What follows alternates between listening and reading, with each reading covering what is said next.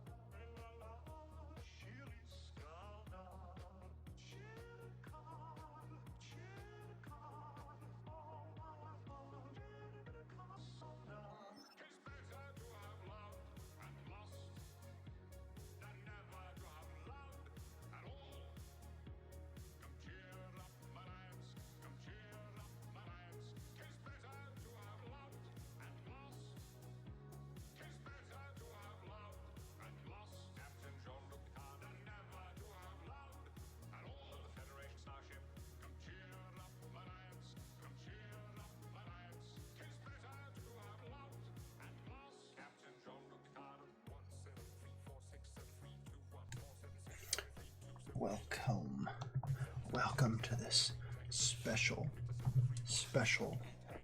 100 subscriber celebration. That's right. After a year of not making any videos, and then a few months of actually coming on here and putting out videos, we have 100 subscribers. And so, in celebration of that, we have a very special guest today. The one and only Lady Vixen. Hello. She's real. She's not just me pretending to be somebody else, like so many people on the internet are. We're also going to celebrate by taking a look at Bigfoot Bill by Doug Tnaple. The first book, of course, Shadow of the Mothman. Now, you have read this, Lady Vixen. Yes, I have. How many graphic novels, are we going to be pretentious? Graphic novels. I don't really care. Comic books, graphic novels, whatever we want to call them. How many by Doug Tnaple have you read? Let's see here. I've read The Bigfoot Bill. Okay. I've read Ghostopolis. Okay, it's two. And I read the Tyrannosaurus Rex one, although not... Tommysaurus Rex? Tommysaurus Rex, yes. You read Earthworm Jim? Yes, I read Earthworm Jim. Okay. So that's four. Which of those was your favorite, would you say? I really liked Ghostopolis. That's one of my favorites. That was good. I think Bigfoot Bill would also be, though, one of the... Oh, really? You like that better than Tommysaurus Rex? Just different? They're different, but yeah, I think I might. Well, I think Bigfoot Bill's up there for me. So you have not read my other favorite one. So Ghostopolis is up there for me. And then also we have Creature Tech, which you haven't read. No, I have not read that one yet. You should. All right. So we're looking at Bigfoot Bill. This is, of course, Bigfoot Bill.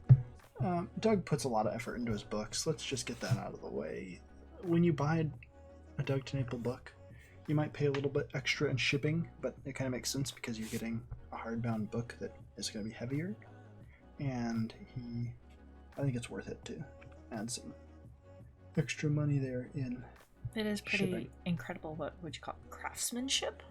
Yeah, I think so. He definitely puts money back into the books, which I think is a good thing because they're going to hold up and they're going to survive longer than with repeat readings. What you want to do with these books, you want to look at them over again. So this is the first edition, of course, because the second edition has not yet been printed. So it has these in sheets which feature the Mothman. This was done by Doug Tnaple. And the second edition is going to have in sheets by Alejandro Mirabal, who did the in sheets for Earthworm Jim. Oh. And this was signed by Mr. Tnaple. Colors by Kelsey Shannon and Catherine Garner. edited by Christina Lynn.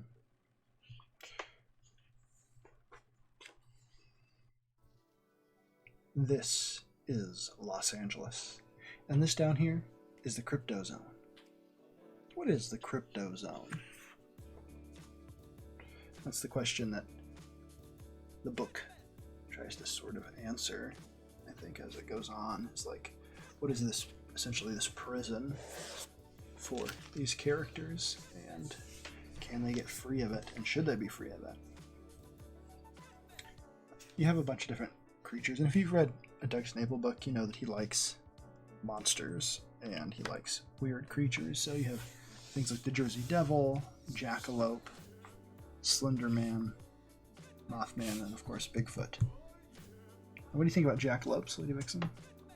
They're fun. They're fun? I've seen a jackalope. You've seen a jackalope in real life? Well, yes. It might have been green and a topiary and leafy, but it was a jackalope. Right. I have actually sat on top of a jackalope.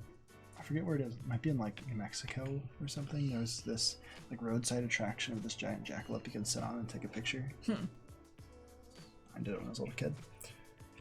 I think if you look at this 2-page spread, it's kind of interesting because in a lot of Doug's books you don't see these 2-page spreads, but because this is like a bigger book, it's able to lay flat and it's hardbound and everything, I think 2-page spreads work a lot better. But when they're just stapled or they are just like the perfect binding, you know, like glued together, they don't really, you know, it's like this. Trying to look at a 2-page spread like this and kind of have to mess with it, but it just lays flat. You can see it. The colors that he uses. The colorist? Yeah, the colorist, yeah. But just it's very well done. It pops off at the page. Right, yeah, it does.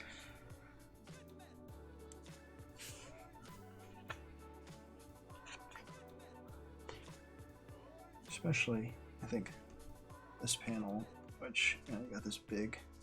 That's what I noticed about this versus a lot of some of his other books, is you have these big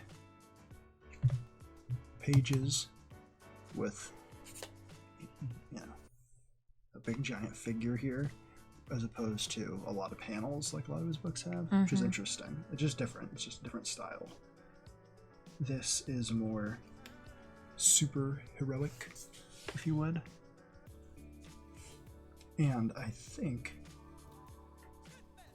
that's what helps it stand out from some of his other books, because it really is a different kind of a story. His other books aren't really superhero stories like this one, although this is still recognizably a Douglas TeNapel book. And that is good, because I want Douglas TeNapel books. I don't want them, if I buy a Doug TeNapel book and I want it to be like somebody else, I want it to be like his work. So you have this character, Bigfoot Bill, and he's like an innocent. So it starts out with the line, "You said I was the only one." And then the narration says, "Ah, but there is good too." So you have a character who's starting out as a morally good character. And immediately you start with his problem. "You said I was the only one." Flip the page, "You lied to me."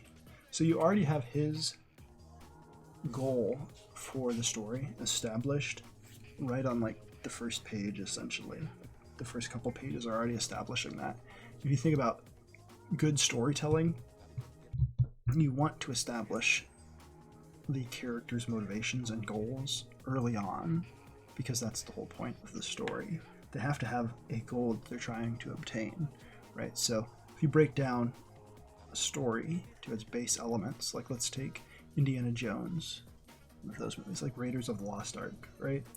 Other than like the opening where it's not directly related to the rest of the movie, only that it establishes Belloc, which is a good thing to use that intro to establish a character that's going to return. That's good storytelling.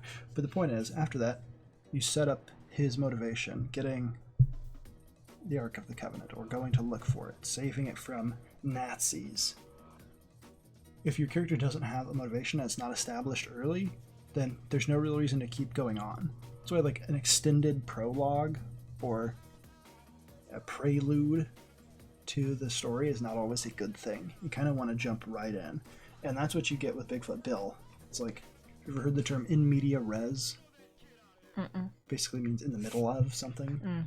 Like, you want the story to already have been established and be going on, so that It draws you in too. Right. I remember when I first tried, I'm thinking like, what?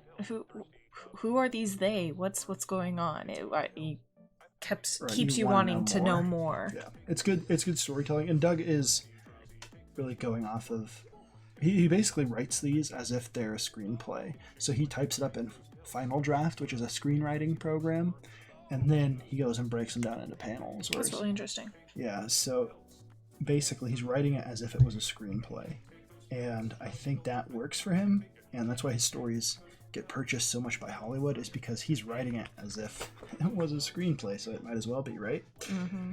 Then you have these cool action shots.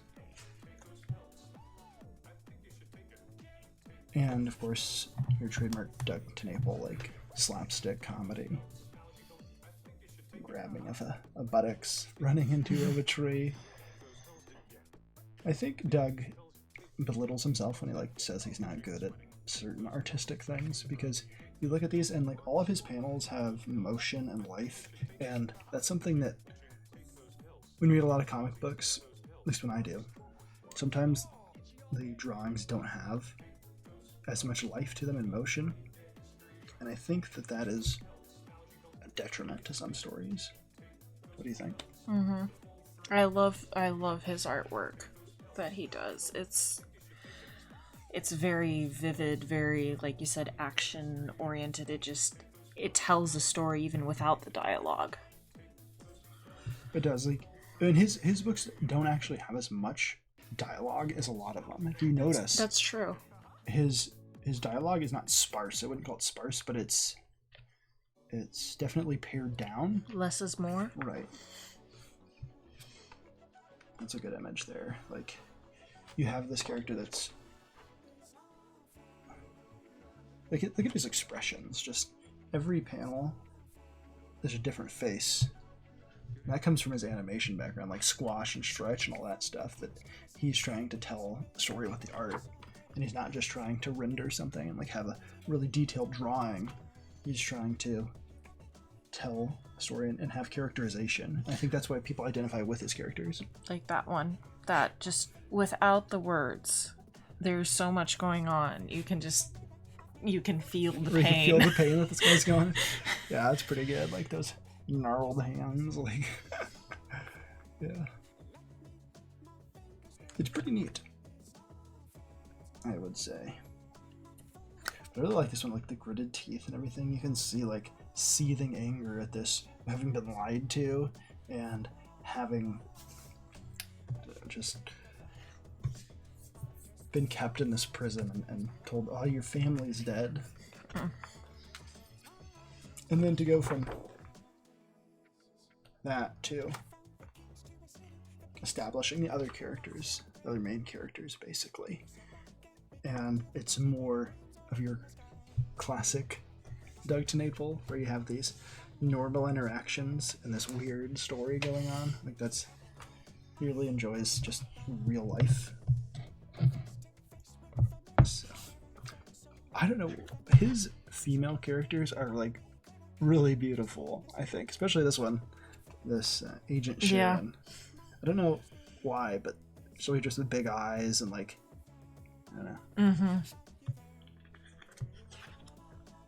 Like this is cute. So Bigfoot Bill giving Agent Beckner, this character here, dating advice. Let's see if this would work with you. Sharon, will you get coffee with me? That's number 1. Number 2, get coffee. Number 3, get married. Bigfoot Bill. I guess it's that easy, right?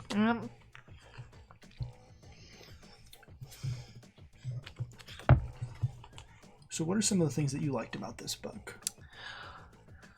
Oh, I liked the concept of all of these mythical monsters, creatures, things that These, you take right. as not real. I don't know that mythical's the right word, but you know what I mean. legendary creatures. Legendary, Well, there we mythical go. and legendary, yeah. But yeah, and that they do exist in this world, and it's sort of like what your Area 51 type, Right, yeah. type thing. Putting them all there together and then seeing them interact. Yeah. You know what's interesting is you look at Poseidon, right? So he's a villainous person, and here he looks sort of decrepit and old, like he's been beaten down. And then if we go to the end of the book, right? I don't think it's very spoilery, but here he is. He doesn't look so decrepit and old. It tricks you. Like, he clearly has changed over the course of the book. He's gotten more powerful and he's more dangerous. Trying to find a picture of that.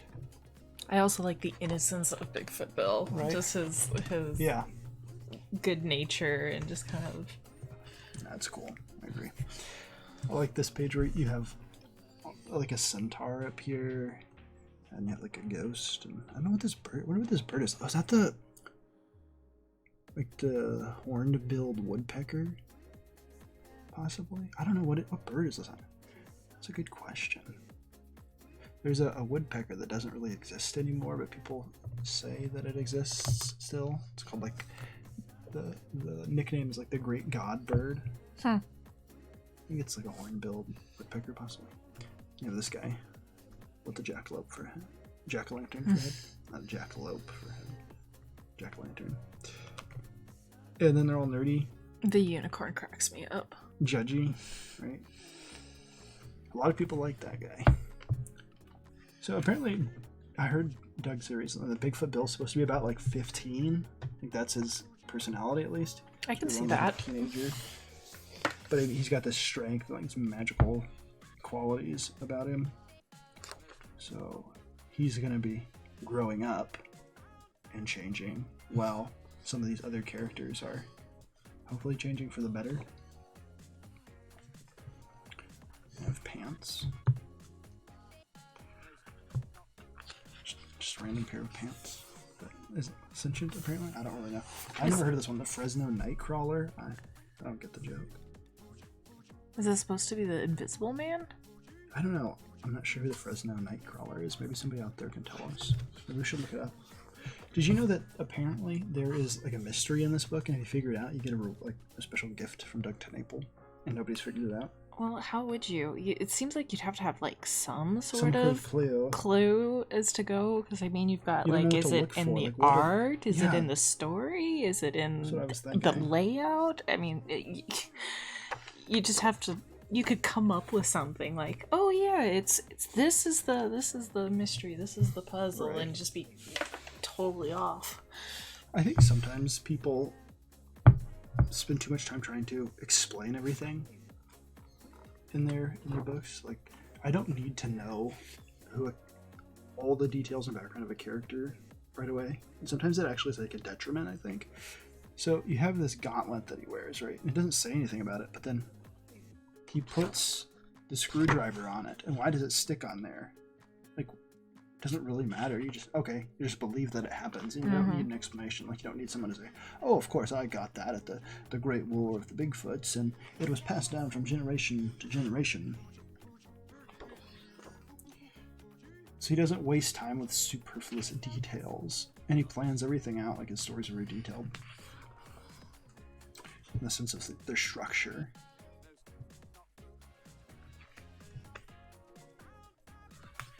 I think that this size book really adds a lot to Seekin's art. Because if you look at some of the Scholastic books, Yeah. Ghostopolis and Cardboard and Tomosaurus Rex, the Scholastic version, they're much smaller. And so you don't... I don't know, I think his work most comic book good stuff looks better, bigger. Well, I mean, when you have the full page spread like that page there, you think shrink it down, and yeah, it would not be quite as... Right. Like this one, I don't think would work as well in a smaller format. Just because there's so much going on, you don't see it as well. So it's closer to the size that he actually drew it at.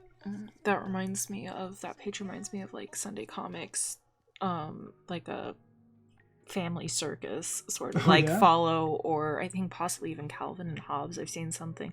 I've seen a few like this where it's like follow the eye and follow the path of the character, or like Chutes and Ladders. Yeah.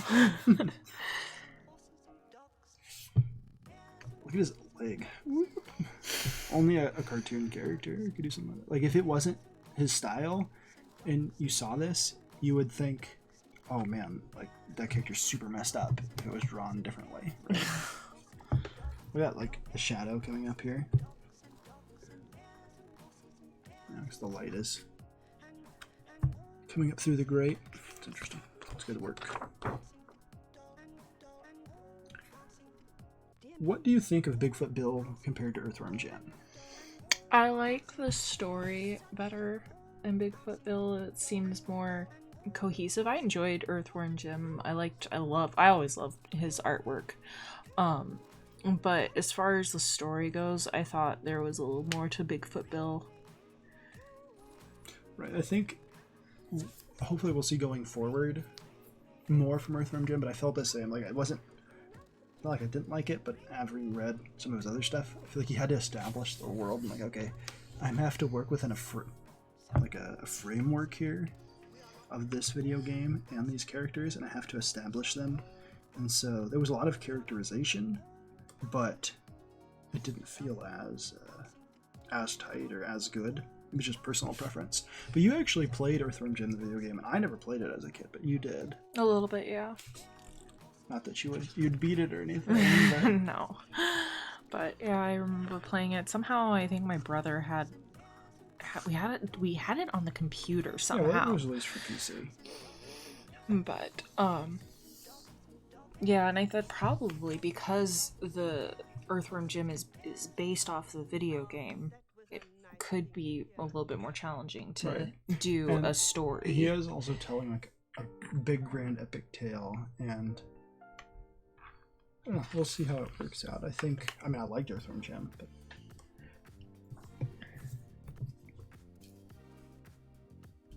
I like this page. Got a lot of action here. So let's look at how he uses eye flow. So we've talked about that before, like how a comic flows in terms of the way you draw it being, helping the reader to know which way he's supposed to go. So you have this kick obviously leading you across here, and then you have motion this guy's legs and everything coming back here. Bigfoot Bill looking over this way, of course. His curving body here comes down this way, and then you finally end up here and come off the screen this way. So Doug understands that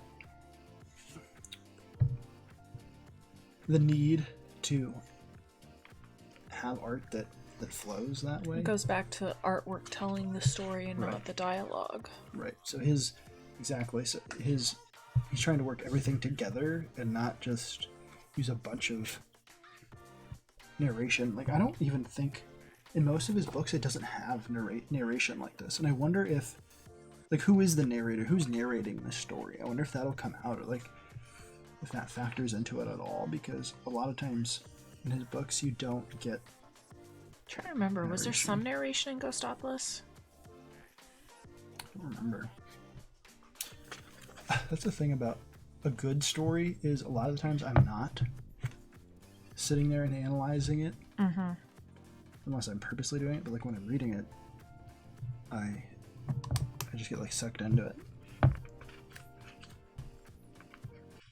I like that he uses a lot of different backgrounds. So in this book, because he's drawing for color, he's using, in this big format, he's using the backgrounds in a cool way.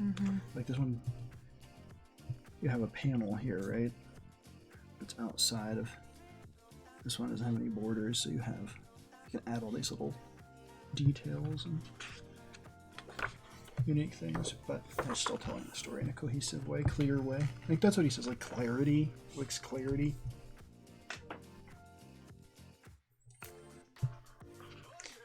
That right there reminds that I think expresses the youth of Bigfoot Bill. Right, he's like super excited. Hey, freedom. That's not too bad either for a 15-year-old boy. I feel Lovecrafty all over. Definitely some Lovecraftian overtones to this book, at least in terms of big monsters. And you can see him being Doug. Pronouns, pal. You can see there, even here you can see that Poseidon's starting to get stronger, right? Took some water. Immediately he's stronger.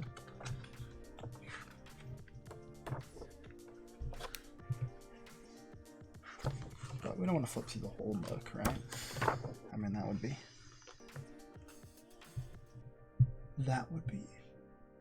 too much. We don't want to give it all away because, of course, this book is available in the campaign for Bigfoot Bill 2, currently on Indiegogo. So, I don't really give ratings out for stuff. I used to give ratings out on my blog. Like I would rate movies. I would say like 3.5 stars out of 5, and then I just like gave up on that because I really prefer to actually analyze things rather than rate them.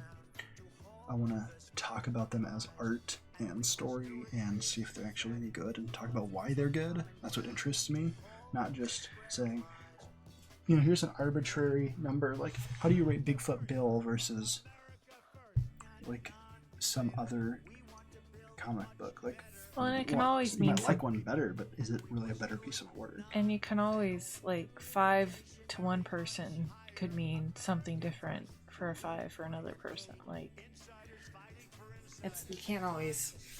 Well, so you have things that subjective. Are like, there are objective things about books that are good. Like, art, is it a coherent story? Is it cohesive? Like, is the art nice to look at? And then beyond that, you have preferences. So, like, some people might not like Hellboy art. Like, have you actually seen Hellboy comic art? I don't think so. Okay, Maybe. well, it's pretty stylized, right? So someone could maybe have a personal preference where they didn't like that as much. They preferred some sort of more highly rendered or like very detailed art. And that would be their personal preference, but hopefully they would recognize that it's still good. Like, it's still good composition and things like that. So there's like a subjective, like, personal taste, and then there's actually like objective standards of how a story should be told. Yeah. It's like, otherwise you just have like this is an abstract postmodern comic book. So thank you for joining me, Lady Vixen, to talk about Bigfoot Bill. It was fun. Is there anything else you'd like to talk about on this special 100 subscribers celebration? I don't know. Do you have something you want to talk about? No, it's around. Huh. Sure. You haven't read this. Let's talk about Packen's Land. So, Packen's Land, I've talked about this some, but I wanted to show you a page. I talked about it earlier in my stream. You were watching it, but I wanted to show it to you. Doug Garrett says, howdy, howdy, howdy. Oh, hey, Doug. We just talked about Bigfoot Bill, and now we're going to talk about my boy, Gary Shipman's Packen's Land real quick. So this is something that spoke to me recently, and I like that Gary actually talks about real things in his books, and he's not just trying to entertain, but he is actually trying to tell a message, because all books have a worldview. All stories have a worldview that is being told and expressed, and to deny that and say, well, you shouldn't have your personal opinions in books is silly. So here you have a character that's reacting to something evil that's been said, and he says, and he's like clearly disturbed by it. Gus here says, Paul, what's wrong? You all right? And then here's Paul. It's Rasha I hate. And then Pip, who is a character that was evil and has now been changed due to an interaction with the Great Eagle, says, Oh, my dear Paul, please do not give in to that thing called hatred. will consume you. Paul says, I'm sorry, but didn't you hear what he's planning to do? And then Gus says, what a difference there is in Pip. He has the wisdom of the great eagle. And Gus says, Pip is right, we can't fight Rasha with anger and hatred. We can only overcome evil with good. And Paul says, how can we do that? The great eagle will show us. Now, the most important thing for us to do is get word of this to Mr. Brambles and others. So it goes on, continues the story. But the idea of like anger and hatred is something that I've been thinking about a lot as I see people doing things that I disagree with and really bothers me.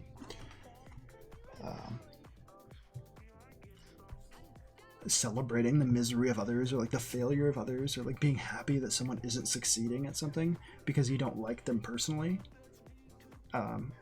or like doing reprehensible things. A lot of that going on right now, and I think that I think everyone should check their heart and sort of think, like, am I being like that? Am I giving into that hatred that is being talked about here? Like, am I becoming that type of person? And so we need to check our hearts. But something about Gary's art, like, he breaks the panel here. So, like, usually Gary's stuff is pretty... the panels are all there, right? Like, your setup isn't... He's not breaking the panel borders. It's a traditional comic. And then you have this one where it's no panel border, and you have the scratchiness to it, and it's saying, this is different, pay attention to this. And Gary's really good about that. I asked them about that on a stream the other day, and I was trying to get a clue into his process of, like, when does he decide to do those things? Is it like intuitive, or is it something that he decides in beforehand? And he couldn't remember that specific instance, but he says sometimes it's intuitive and sometimes it's something he plans out. But yeah, that's cool. So Packin's Land, if you haven't read that, I mean, it's available in the Titan campaign and on his art store, Gary Shaton's art store in Indiegogo.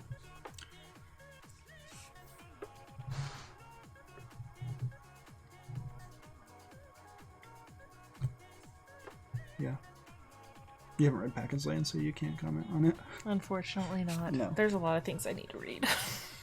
There's only so much time in the day, and there's only so many books you can back. And I think there's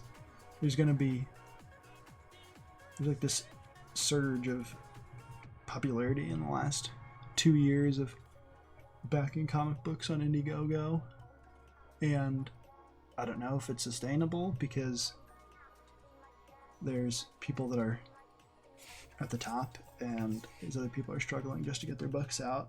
Obviously that's always how it is, but the numbers are going down, I think, so it'll be interesting to see. I definitely want people to succeed if they are doing what is right. I don't know. It's kind of sad when someone's like, there's a book that you really like, you're like, man, that looks awesome, I hope this gets put out, and then you're like biting your nails to see how it's going to hit its funding goal, and then even then it's a crapshoot because you're not actually buying something, you're giving them money in hopes that they're actually going to publish the book and put it out. So people like Doug Garrett, like, I trust that he's going to put out his stuff because that's what he wants to do. He's like, he wants to, him and Doug TenNapel both, they are in it to put out good stuff and to not just entertain people, but to serve the customer and not just to serve their own wallets. And I think that's something to consider when people back stuff. So I think there's only 2 books I haven't gotten that I've backed. I mean, there's some that I haven't gotten yet, but I'm not writing them off because it was like, just more recently. But one was by Greg Rucka, who is a comic book writer that's pretty well known. And he had this book, Lady Saber. It was a webcomic, and they collected it. And I don't think I ever got it. So I have the PDF version, but I bought a physical version as well. And I don't think I have it. Unless it's somewhere in the collections of, like, my family. And like, I forgot that I gave it to someone, because I gave a lot of those away. We'll see. I don't know. I don't think I got that one. And then there was a RPG supplement book that I didn't get as well. Naughty people. Oh, it's 9:09 right now. Here, 9:10. Did you see that? Did you see the time change? I did see it. Everybody else this weekend in this country, they did this thing called Spring Forward. Have you heard of it? I have. You've never had to deal with it ever in your life? Other than I don't remember which one it would be, whether it was the spring forward or fall back, but there's a time when my phone decided to observe it. And then I ended up getting someplace like an hour early. I'm like, where is everybody? I was so confused. Yeah, so that happened to me, except for it was whichever way it goes that it affected me, where I was late to something. So actually, that's maybe happened to me twice. It's maybe my phone decided, I'm gonna mess up and change the time automatically, and so then I woke up and I had to go to work, and this was when I was in the military, so it wasn't like, it was a pretty big deal to be late to that. And I woke up, and so it changed on I'd gone on Saturday, and the next day I had to work on Sunday, and woke up and it was light out, and I was like, what? Why is there light out? There wasn't yesterday. And I looked at my phone, and it said the time that I usually got up, and then it changed to what time it actually was.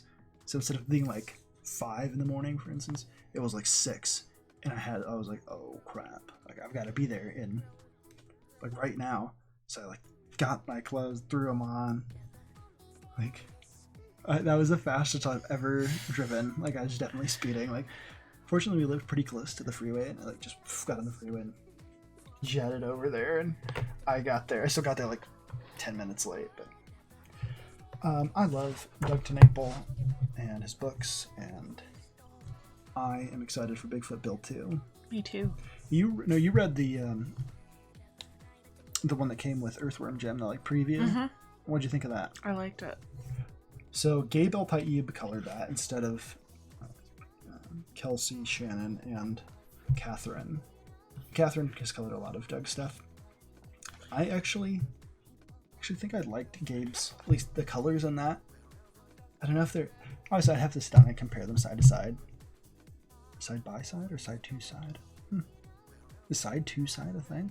I think you maybe just made it up. I made it up. All right, side by side to get an actual sense of which ones I liked better, but maybe I'm just a fan of Gabe and Son. Could be. Now, you're reading a comic book that was colored by Gabe recently. I am. It's over there on the couch. You want to grab it? I am. I haven't read it. And you're only a few pages into it, right? Fairly.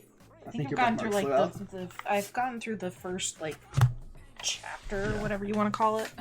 I think your bookmarks flew out. Yeah. So what is it that you like about Aquaman? Because I got this specifically for you. I like the idea of life underwater being able, but it's not like they're mermaids or anything. They're actually... They're Atlanteans. Yeah. Lost City of Atlantis. So I think that's fascinating. I like that. I think I'm somewhere around there, possibly. Oh, yeah? Not quite that far. It might be part 3 or part 2. I don't know. But anyways, in this particular one, I like the artwork and the colors and all that. But I think it's just the whole Life premise, underwater. the whole premise of Aquaman I find fascinating. Type.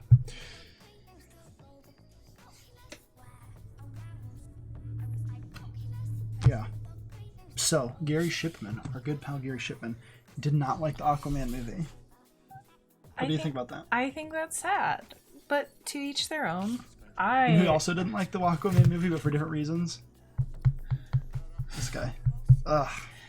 I hate when my heroes disagree with me on films. I really thought it was great. I think it was good. I said to people, it was the best fantasy film since Lord of the Rings. Yeah. I mean, like the sense of Lady Hawk, or I always think of these crappy 80 movies like Kroll but Never-Ending Story or Princess Bride, that type of fantasy movie. Like, if you just divorce it from the idea of DC Comics and superhero stuff and just look at it as like a fantasy movie, I think that it is really cool. Well, and so many of we've talked about this before. Shots, it's not artwork, I guess it is artwork, but like you could pause the movie on a frame and like, okay, we're going to make a poster out of it. There was just so many striking. Right, yeah. That was a good thing. I think one of the differences that we've talked about this is what you're getting at. The key differences between like a DC movie and a Marvel movie is that Marvel movies often are like, they feel like cookie cutter, like they're playing by the same script, like just change the characters around, and so there's not a lot of visual dynamism, or like they don't have their own unique look a lot of times. Like you have something like Doctor Strange, and that should look mystical and different, and there should be a visual difference between Doctor Strange and Iron Man, but there's really not. Like there might be more CGI creatures in Doctor Strange, but is it really a different look? And when you look at something like Batman vs Superman and Aquaman, they're actually letting their directors do cool things like that. And I personally like Zack Snyder. I don't like all his work. Like Sucker Punch is a terrible film, but he at least makes his movies look interesting, which doesn't always happen. But yeah. So, there was something in particular in this that when I was reading, I was like, this is one of the things that I like about Aquaman. That I like. I think it's just the in this particular, the idea of from two worlds but belonging to none, and trying to bring that together. There was something in particular in that. I'd have to find it that I was like, that's pretty striking. So I watched this. That just made me think of something. I was watching Groundhog Day earlier. Which is a movie I love, and try to watch every year. We didn't watch it on Groundhog Day this year, but we were going to. Yeah, and then like life happens. Yeah, that was on the Super Bowl, and we were like, oh, let's watch it instead of the Super Bowl, because I didn't care about I don't even remember who was in the Super Bowl. Couldn't tell you who won it. I don't know. If you told me who Kansas played, City? I think. I don't remember. I don't remember who was in the Super Bowl like a month ago. That's how busy we've been, and how I don't watch sports anymore. I used to watch tons of sports, but not anymore. So the point is, I was watching Groundhog Day, which I think is one of the best films ever made. It's definitely one of the best scripts ever written. And I was thinking about the ending. Hey, P-Money, just saying hi. Leaving work 10 minutes. I'll say hi again if you're still on when I'm home. We may be, P-Money, we may be. But thank you for just saying hi. So, Groundhog Day. If you haven't seen it, that's your problem. And spoiler, like, the older I get, the less I care about spoilers. There's sometimes I want to go into a movie totally fresh and have no idea just for the fun of it. To get, like, when Batman vs Superman was coming out, and we saw previews. There were previews for it in movies we went to go see. Like, I would cover my ears and I say, la, la, la, la, la, la. Not look at the screen. Remember that? Yes. Oh, Lady Celtic Moon. Hola. Hello. So, but the whole idea of spoilers doesn't really bother me most of the time. Like, it's not... a good story shouldn't depend on whether or not you know what the outcomes are. Right? Like, or else you wouldn't ever reread anything or rewatch anything. Yes. So, that being said... Spoilers on Groundhog. Spoilers on Groundhog Day. Eventually, the next day happens, right? Yes. But I was thinking about why it happens, and I think most people focus on the idea of, well, he's a good person now, and the last day that he lives on Groundhog Day, before it changes to the day after, is like this day of selfless acts towards others, and him being this just totally radically different person than he was in the beginning, which of course he is. That's the whole point of the character journey. But the night before, like the last thing it shows before that day is his interaction with the homeless man who dies, right? So this homeless man dies, and he tries to save him a couple of different times, and he can't. He fails at it. He feeds the man. He, basically like takes him and he feeds him. He takes him to the hospital. He dies at the hospital. He himself performs CPR on him, and then like after he fails at the CPR, you see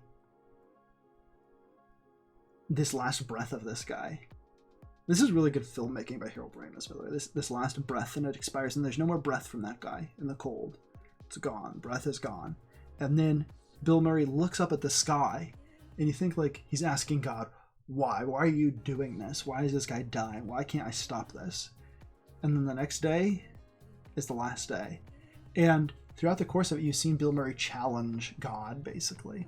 He has said, I'm going to do things my way. Right. I'm just gonna be this terrible a-hole, or I'm gonna live as a glutton, or I'm going to just live as if tomorrow doesn't exist, and I'm gonna rampage across the town and break laws. And then he gets fed up with that, and he says, well, I can control my life through killing myself, and tries to kill himself, and that fails because he can't take away a day from his own life. He can't add a day to his own life, and he can't take it away. And then he gets to that guy, and he recognizes, like, I can't take away a day, and I can't give it to this guy. I'm not in control here. Hey, Sharon. Hi, Sharon. Yeah, so we have a special guest here today, the Empress herself, Lady Vixen. So here you have this Bill Murray character, and he recognizes, like, I'm not in control. And then he, in light of that, like, ceding control to God, then he lives his life as a changed person. Because he's no longer acting selfishly, right? There was things that he did before that where he was being good, quote unquote, but his act right after he cedes control to God and says, you're in charge. And that's when he like looks up at the sky, right? And he like acknowledge. I don't see it as like a questioning of God at that point. I see it as like an acknowledging, like, okay, I get it. I can't save this guy. I can't add a day to his life. You're in charge. And I thought that was the first time I seen that, was that aspect of it was today. No. And so that was an interesting, at least that's my interpretation. Which, who knows, right? It could be anything. It's a movie. No. It's not like Harold Ramis said, this is what it means. So, there are two ladies here. There's Lady Vixen and Lady Celtic Man. So what's happening in this Aquaman book? I haven't read it. What's happening in it? You need to refresh yourself? I need to refresh myself. I don't have the memory like you that remembers everything after first sight. I know he has encountered the Black Manta? Black Manta. And he's saying, we can't keep going fighting like this. Interesting. So it's about, that's kind of interesting. An interesting commentary on these books that have been going, characters that have been fighting for 70 years. Right? It's 2020, and Aquaman existed in the 50s. I don't remember his debut year, right? But like, interesting to see when Black Manta was created. Like, these characters have been locked in this never-ending battle for 50 plus years, we'll say, right? And will it ever end? Will they ever succeed? Or will we constantly have these retellings of the same mythic story? It is interesting. This is also, there's a slightly different twist on the background story of Black Manta. Yeah. Was portrayed. Interesting. Yeah, I haven't read this. So I haven't read a ton of Aquaman in my time. I read the New 52 for the first arc, and then I started getting inconsistent with going to the comic book shop. Have you read this part? I maybe haven't gotten. I don't know. Or I'm somewhere spoilers. Right around here. This guy kind of reminds me of characters from Kingdom Come, which I don't think you've read. In fact, I know you haven't. But I haven't really read a ton of Aquaman, unless he was in like Justice League or something like that. He's an interesting character that I think when people treat every superhero story the same, it really is a detriment to the story. So like when Doug is telling a story about Bigfoot Bill, his Bigfoot Bill's goal is not to stop the Mothman, right? His goal is to, as we talked about earlier, is to find if his family is still alive. Here, he got stolen, right? He's gotten kidnapped. Essentially, like, is his family still out there? That's his goal. That's what he wants. And so he has this motivation, and that's what his story is about, is trying to find his family and not just stopping the monster. But a lot of times in superhero stuff, it's like, okay, well, we got to stop this calamity from happening. Like, that's the Marvel movie problem, right? Is we got to fight the big bad guy, and there's not as much motivation outside of that. And so they're kind of weak as stories and as characters. Now, Aquaman is one of those ones where, like, oh, Grant says, hey, Grat's on 100 subs. Thank you, Grant. One of my faithful viewers there. Grant always seems to join us, especially on Holler at Me video streams there. So, Aquaman is one of those ones where, like, you should treat him differently. Like, his story can be super different because he is in and around water. So that's the kind of stories you can tell. And I think that's what was good about the Aquaman movie. Was like he had this big grand war, but it felt more like a fantasy movie than a. So this is back to what we were when you were asking me earlier. What you like? What I like about the two worlds. This is kind of what made me think of it. Is here he says, you know, Manta, the cycle we are locked in is obscene. Blind hate for the sake of blind hate. As long as it persists, one of us will kill another. And then goes on, you know. Your father was no innocent, Manta, and God knows neither you, but killing your father was the worst mistake I've ever made. So the acknowledgement, right. and shout out to Gary Shipman. Gary, the point of of Aquaman was not that of the movie, because that's similar to the movie, right?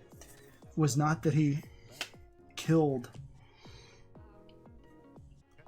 that he allowed Black Manta's father to die, and so that's the only way that he can change. It's that he's growing and he's changing from that, and he's learning to be a different kind of a person, and that's the whole character journey. Like, if Moses just stays at the point where he kills the Egyptian and he doesn't change, then what was the point, right? Yeah.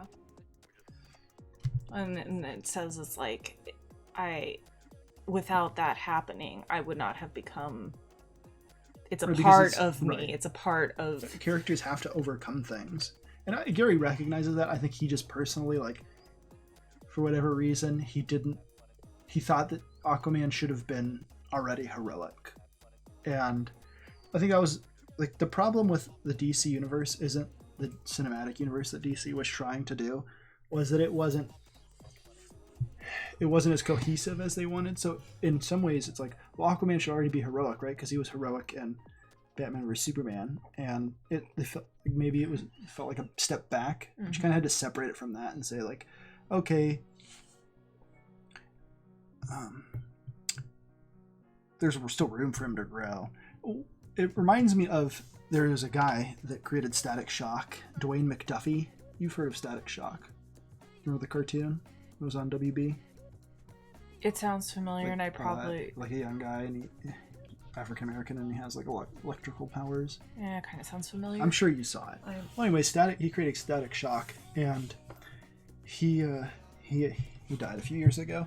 But he had this theory, but he had this point about comics that, like, it's fun for comic book characters to join together, but you shouldn't worry about continuity issues between different books, and like super get into that, because it sort of destroys the integrity, it can at least, of the individual books. And it means that if you mess up one thing, everything else starts to come into question if you treat it like that. And he had this theory which basically connected like every TV show ever to this one called St. Elsewhere. And in St. Elsewhere, it basically ends with it all being potentially in the imagination of like this autistic kid that's looking at a snow globe.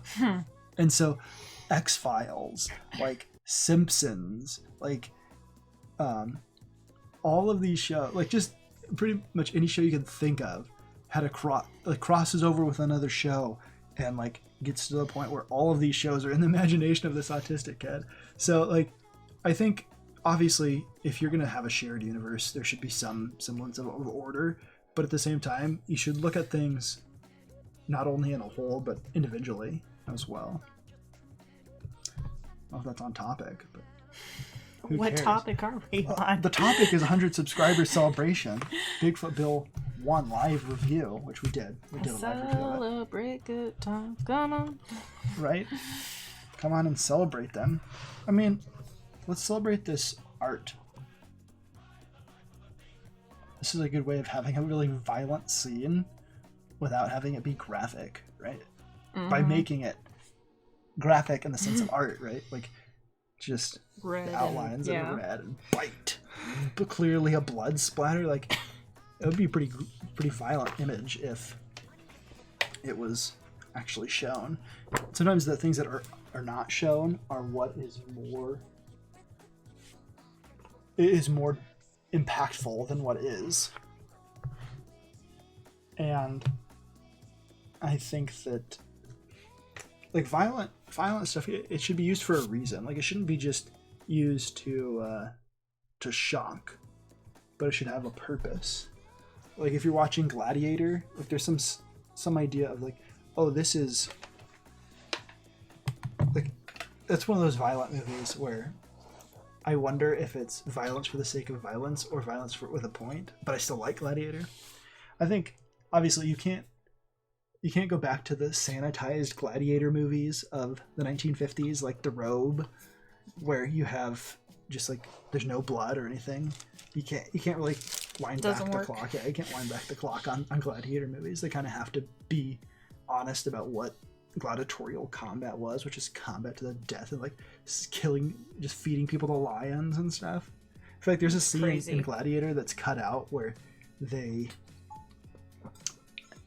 show Christians that are in in cages waiting to be thrown to the lions, and the whole story is about how there's this honorable emperor Marcus Aurelius and he's murdered, right? And then there's this honorable general that has to avenge his death. But Marcus Aurelius was like the biggest persecutor of Christians of like almost all the Roman emperors, and so he's like the hero of that. I always thought that was funny. Like Marcus Aurelius wasn't that great of a guy in some sense. I haven't watched it in a while. There was times when I'd watch it like every year, and just there's so many movies to watch and so many things to do, especially now. That was before Netflix though. That was before like you could just conveniently search Netflix for an hour before you choose something. Because it's so hard to walk over to the bookshelf. Right. I mean, look at like hundreds of movies we have over there and like shows and stuff. It's like I got a lot of these before Netflix existed, and so I would watch these things. And then now it's like, oh, I want to watch this. Let's get this. And then we put it on the shelf and we just choose to watch like Zumbo's Just Desserts or like The Great British Baking Show or like The Office for the umpteenth time. How much longer do we have to finish watching The Office? I think it's till the end of this year. Okay. We're going to see how many more times we could get through The Office. We haven't watched it all in a while. No, we haven't. We haven't watched anything in a while. The only thing we've been watching lately with any regularity was the baking shows. And we ran out of all the new stuff. Right. We're through all the baking shows that we like. So what should we do to celebrate 100 subscribers? If any of you subscribers have a suggestion of a book that we could talk about or a movie that you like that you want to discuss or you want us to get our take on, you know?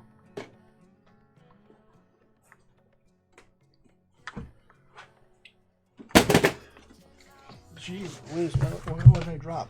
Alright, so here's the Essential Doctor Strange. What?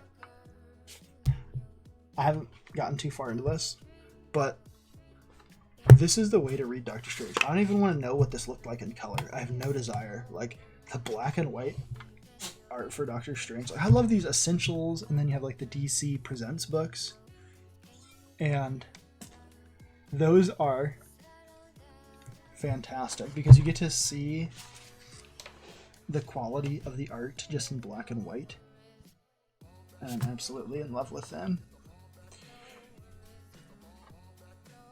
Especially like these early issues are drawn by Frank Bruner, who was an artist at Marvel for like a minute, and he didn't draw that much stuff, but his art was awesome. Like, look at this. That's crazy. Like, I wish I could think of and draw all this amazing stuff. The texture is interesting. Right, because like, look at this. This is hatched. I don't know if you guys see this gray right here. This isn't like he did this on a computer. This was drawn in the 70s. Like he cross-hatched all of this.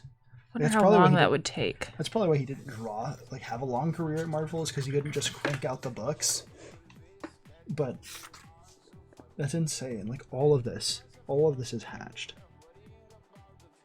And then you have these figures that are like amazing, and you have this vanishing point and all these skills like foreshortening on the limbs and everything.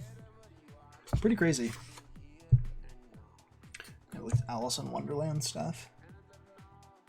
And that's the thing about Doctor Strange, is if you think, we were talking about the movie earlier, like, this is the kind of whack stuff you can have. Like, you can just go off the wall and have all this crazy stuff happening. Like, that's what you should be doing. It should be mystical and magical because that's what he is. But I don't, for whatever reason, they follow that Marvel formula so much. I'm just like super tired of it. I mean, I was a long time ago, but I wanted to see it till like they actually fought Thanos, which they have at this point. Look at this stuff.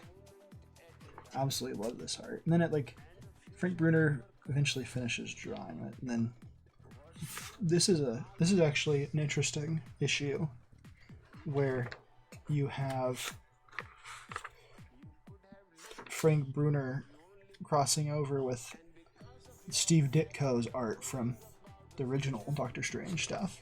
Grant Cosby asks, does it cover every issue of Doctor Strange or just certain ones? So these essential ones, this is volume 3. They go through all the early stuff. So like this has Doctor Strange 1 through 29, and then it also has like his appearances in the annual and Tomb of Dracula 44 and 45.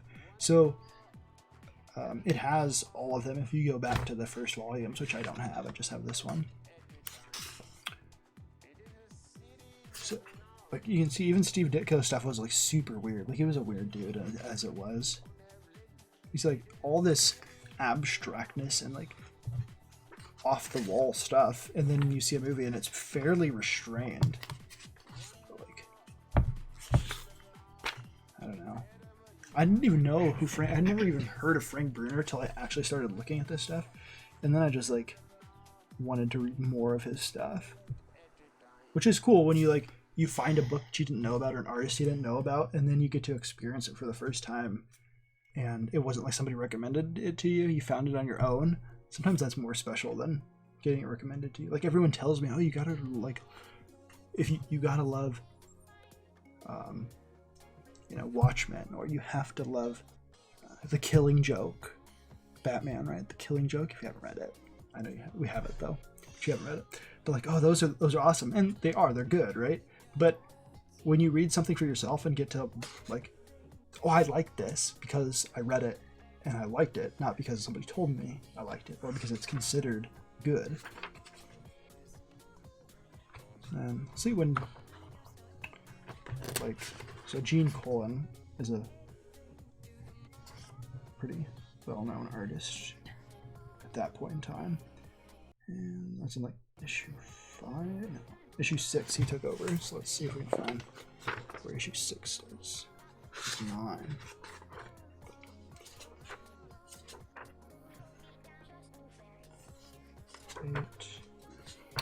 Purgatory Paul's book review. Congrats, I love Doctor Strange. Yeah, I had not read too much Doctor Strange. I'm not a huge Marvel person. So when I picked these up, it's really like me experiencing it for the first time. Because growing up, the books that I had access to a lot of the time were... So this is the first issue that See, Bruner did the cover for 6, but he doesn't draw the interiors. That's interesting. I wonder if he'd be just like, because he took longer to draw all this crazy stuff, they went to Colin, who was probably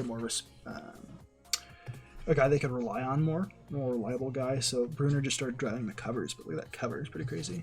So the books that I had access to as a kid were definitely DC books. I didn't have a lot of, like the library that was near the house that I read comics at were had DC books mostly, or that's what I gravitated towards. And so I read a lot of like Green Lantern and the Flash and old Superman stuff and Captain Marvel, like the actual Captain Marvel, Billy Batson, Captain Marvel. And so for me, like, I get to experience Marvel for the first time, and it's cool to go back to this old stuff and to check it out. So like here you can see I'm experiencing everything for the first time. Yeah, you haven't read any of it. However, my brother did have some sort of Superman compilation thick book that I did read a little bit of. I didn't know about this. Tell me about this. I wish I could. Unfortunately, I don't think he has it anymore. But it had a white cover, hardback. Some of it was in color. It was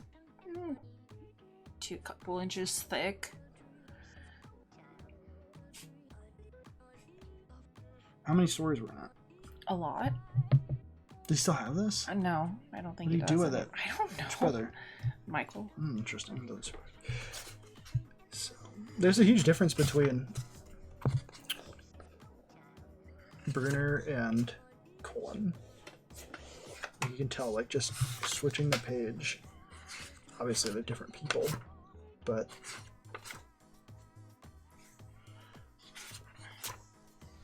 let's try to find some crazy looking stuff. And like, this is cool here. Like, that's almost some what's his name? Bill. What's his name? Bill. That's some crazy looking art. That's all I'm gonna say. What's his name? Blanking. Purgatory Paul says, I want Tobwin. I don't know what that is. Tell me more. Explain it to me. I'm a plebe. That's a interesting image. Mm-hmm. I would be interested. I mean, obviously, I just said earlier that I didn't care about ever seeing the color for these because I just wanted to look at the black and white art, but I'm about to contradict myself. I'd be interested to see what this looks like in color. That would be interesting. Did you know there was an issue? I can't remember if it was Doctor Strange or Tomb of Dracula. Oh, he wants to win. Okay, I get it. So, but it had on the cover, they used a picture of Amy Grant as the background image, as like this image of this woman, and she sued Marvel and won. So like Amy Grant's on the one. I think it's a Tomb of Dracula, but I could be wrong. That's interesting. So I'm not saying this art is worse for Gene Colan versus Bruner, but I definitely feel like Bruner was more. I mean, there's some mystical looking stuff in this, like, especially like this like weird. His hair and these women where it's like looking creepy. Does a good job of that, but part of it feels more like traditional comic book stuff as opposed to the more mystical stuff. I think the panel lines are very interesting, the angles. Right. It's not just your standard boxes. And panels like this should be used, hypothetically, right, to tell the story in a unique way, and they should add something to the story. They shouldn't just be done to like be cool. It probably fits somewhat in the world of Doctor Strange. Right. And look here, so we have these panels, right? And this is why Colin is actually like a good artist, because he's using these to tell this crazy part, right? And to change it all up and what's going on. And then he gets out of there and you have more standard panel layouts. So it's sort of like when a good film director does a Dutch angle where the camera's at an angle, it should be for a reason. It should be to like say this is different. Something's off kilter here, and that's how people should look at comic book arts. They shouldn't just look for the most dynamic shot, but it should be done for a reason. It shouldn't just look cool. I think that was the problem of the 90s, was a lot of times it wasn't necessarily for storytelling reasons, but rather for looking cool reasons. Whereas these old guys, they sort of knew, like, okay, this is when it's time to break that stuff up. Will you go grab one of those DC books? Doesn't matter which one. So like, that's the 70s Marvel stuff, right? And it's, like I said, I am not as huge a Marvel person. Like the book I had that was Marvel as a kid was Captain America. It was about Captain America. So, and it was John Byrne stuff in there and Jack Kirby. So that's what I was saying. That was the Marvel that I saw, was Kirby and John Byrne, who aren't like, John Byrne's a more traditional guy, I feel like. And that's why he did so well when he went over to DC. But if you go back to the Silver Age Green Lantern stuff, like this is the stuff that the Marvel guys were sort of rebelling against. Yeah, but these artists were like tremendously talented. And one of the things that's sad about that time period is here, this is like the table of contents. And only a handful of these books do you actually know who drew it. So like, here's this art by Gil Kane. So Gil Kane drew that one. This one, just the cover, we know is drawn by Gil Kane. And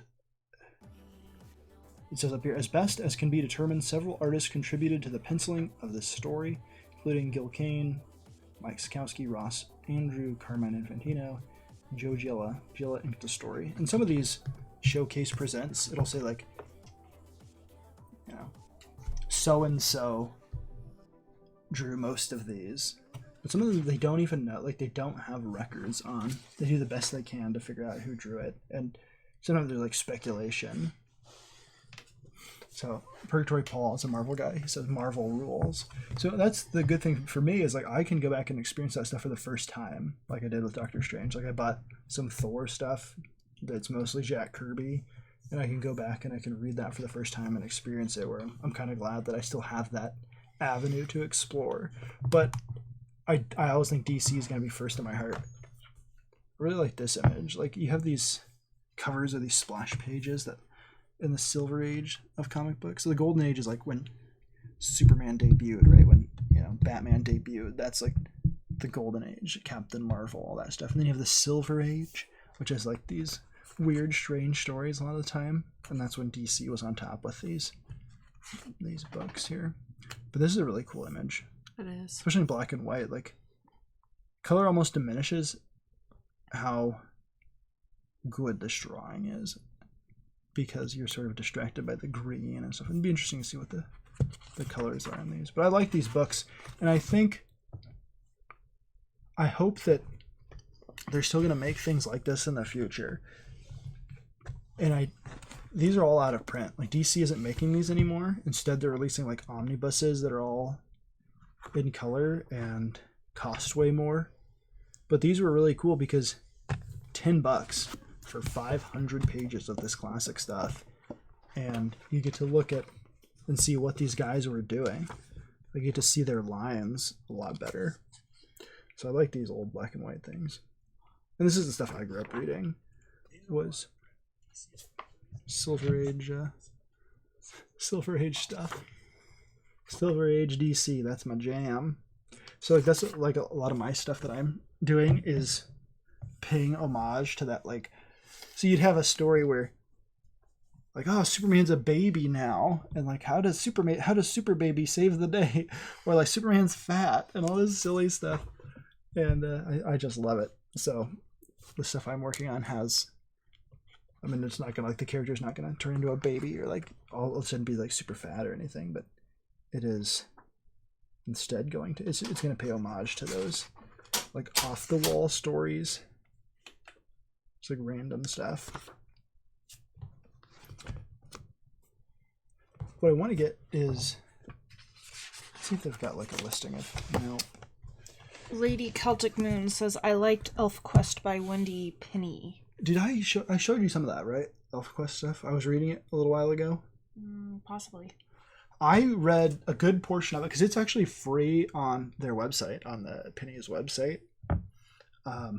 But it's with like the new colors. So that's it.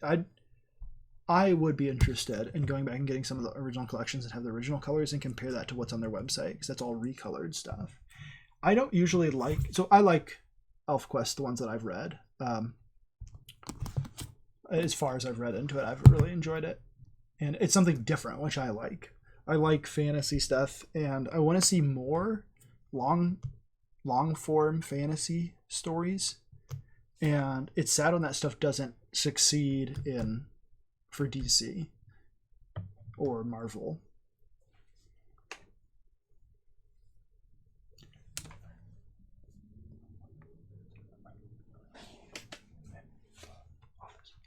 So, ElfQuest is recolored on the website, and I think that is...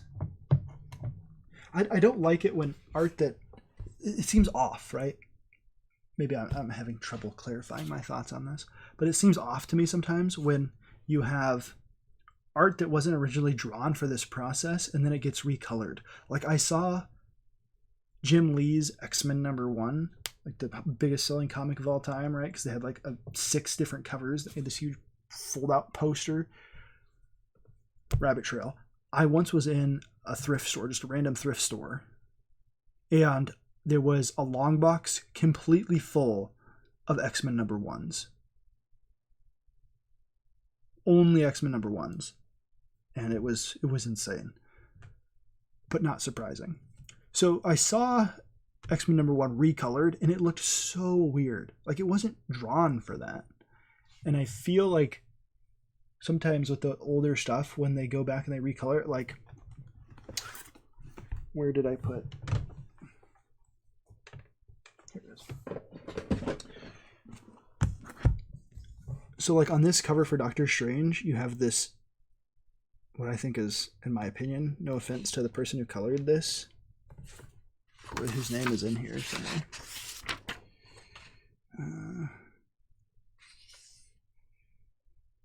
Angelo Tang of Udon, front cover colors.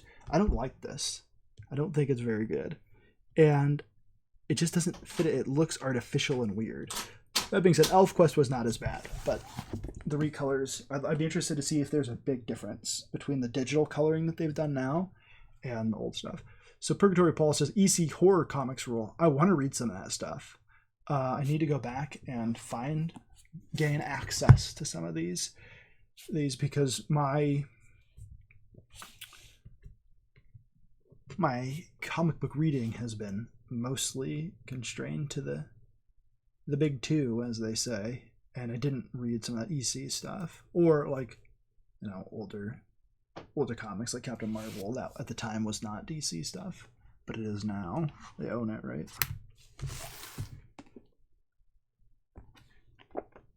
I get why people so I understand why people sometimes just like write off the Silver Age weirdness, but I think it's fun. And I think it was important that Marvel come along and like change things up, because now we get the stories that we get now, or we've gotten since then, that were good. But sometimes you just need that weirdness, and I think that should come back. And in some ways, Doug Tenaple reminds me of that, like just off the wall concepts and weird looking monsters. Legion of Superheroes has some of like the worst offenders, right? Like you have these random issues. And this one, you know, mostly who drew the stuff. What years were these? 65. So basically between, that's so crazy, like 61 and 65, they started actually like recording who drew stuff and giving them credit, possibly. So Pork Paul says original 1950s EC comics. Wasn't it the creepy stuff where like they got us the comics code? I like to go back and try to copy the lines on some of these. Like I've done a whole page of Carmine Infantino art where I tried to draw the whole page and try to figure out what they're doing. And I think it helped me a little bit with my art.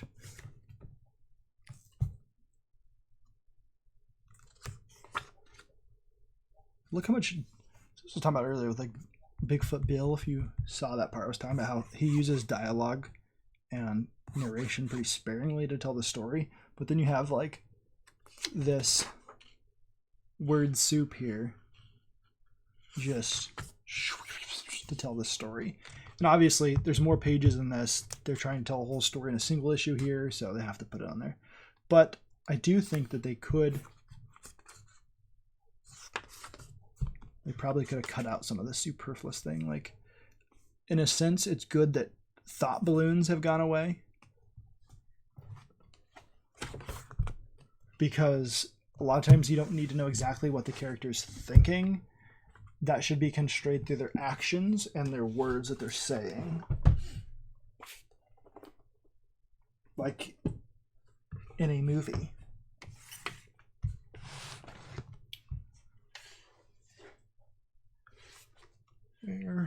Where could my little dog be? I looked for something else I read recently, which was Claymore. It's a manga. It was just here. I talked about it earlier on a different stream I did. Anyways, the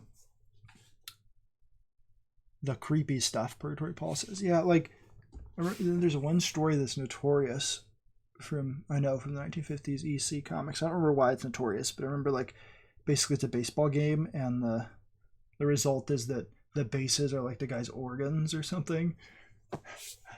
I have, obviously this is not the same as EC comics, but I have some of the old like Phantom Stranger stuff in those Showcase Presents DC stuff. And those are interesting to see, like the difference between the really like trying to creep you out stuff, EC stuff. I'd be interested in comparing that to the more sanitized version from mainstream DC.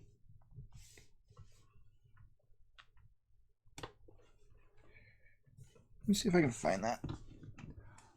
Now, I'm not saying I did a good job of copying Carmine Infantino's art. Here's another one I did. This was the Black Terror. And then I colored them with Copic markers here a little bit. And I was going to go in and color the whole thing, but I haven't gotten around to it. So I tried to like replicate that drawing.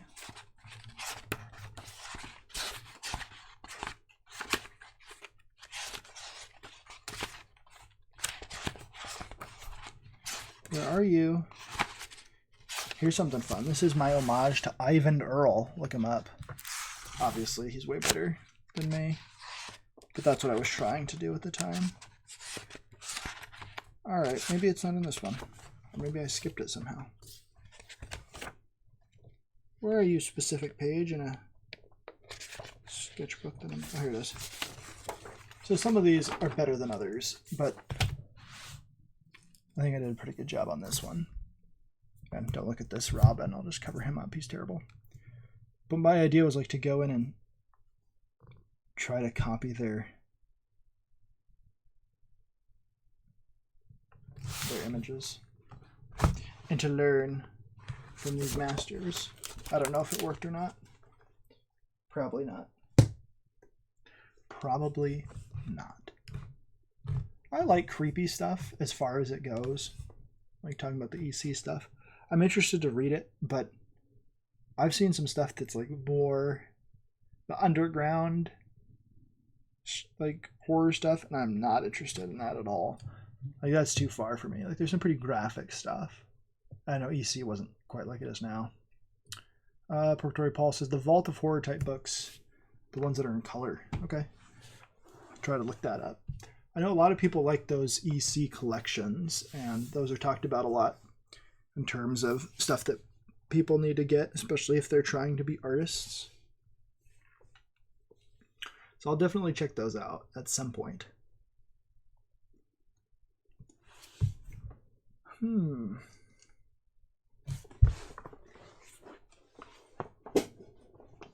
I talked about this next book a few days ago on a different stream, but I think it warrants another look. This is something that Art Spiegelman did, who made Mouse, right? Pretty famous. And this was put out by HarperCollins, I think is the publisher. Let's see. Let's see if I know my trademark imagery correctly.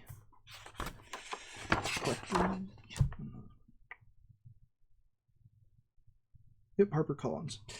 So Spiegelman put these books together for kids with different themes, and then they're sort of anthologies. And this one's folklore and fairy tale funnies. It's got like Wally West in it, and it also, Wally West, Walt Kelly, Wally West. That's the Flash, silly. But it also has Dan Klaus, Chris Ware. I mean, these are some of the more independent guys. And thanks, Purgatory Paul says I did a nice job. Thank you. I really thought this was cool. I found this at a Goodwill. I saw Spiegelman's name on the side. And I said, I bet that's Art Spiegelman. Sure enough, it is. And he drew this one, which is a pretty cool story. I like this cartoony style. It reminds me of more of a European comic, like something like Tintin, or some of the old stuff, like Little Nemo, Winsor McKay stuff. But I thought this was pretty cool, and I wish that there was more stuff like this that was produced, like this big format stuff where a kid can just look through this and get inspired to do their own comics. So like, oh, I could tell a story like that, because I feel like when you're looking at a DC or a Marvel book, there's probably kids that are inspired to tell stories from those. But I know as a kid, I never even fathomed the idea of being able to draw like that or to be able to color that, because I didn't know how do they do the colors like this. But then I looked at something like this with a more simplified palette, and the Sunday strips and the daily comics, and I thought, oh, I could do that. And so I've always been more of a cartoonist at heart, I feel like, rather than a comic book artist. But I really like this, and I want to seek out the other ones that he put out. I've heard recently criticisms against the art in Doug TenNapel books or something like this, and they say, oh, that's simple, like the real stuff is super detailed. And I think that's like a poor way of looking at cartoons and comics and like different styles. Is like, oh, well, that's easy to do, anybody could do that. But they're not doing it, right? They're like, they've chosen the way that they want to draw, and they're drawing that way. And some of them can switch back and forth, like Frank Frazetta, right? Like he drew a bunch of funny animal comics, and he could also draw more realistically, and then he could obviously paint like nobody's business. But to call it simple just because it's not highly rendered, it's not like a Bernie Wrightson Frankenstein book, it's not Swamp Thing, it's not like Stephen Bissett going crazy, like it's not Kubert, is ignorant. It's ignorant, man. Like, look at this craziness. That being said, I don't like everything just because it's different. It has to be judged on its own merits. This yellow guy reminds me of Sin City.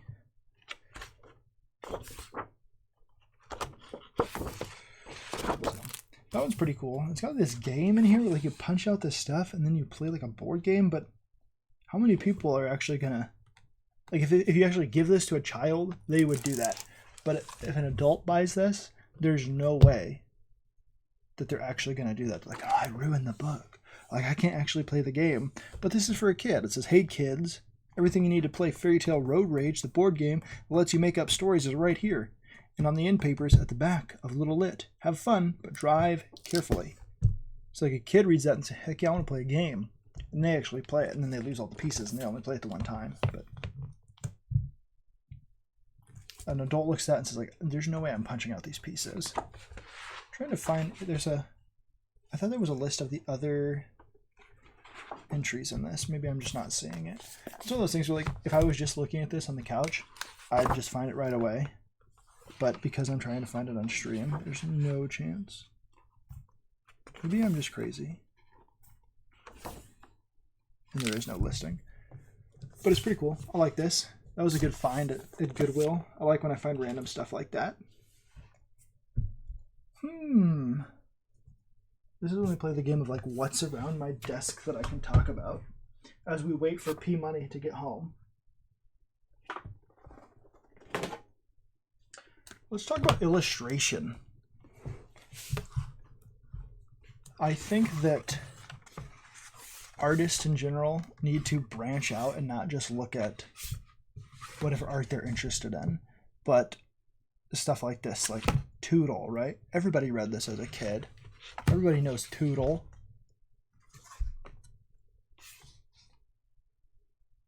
Look at these colors and these lines and everything.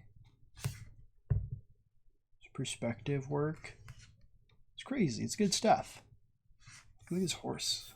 Almost looks creepy. There's motion. There's stuff to learn from this. I loved this book as a kid. A little frog. There's good stuff in these.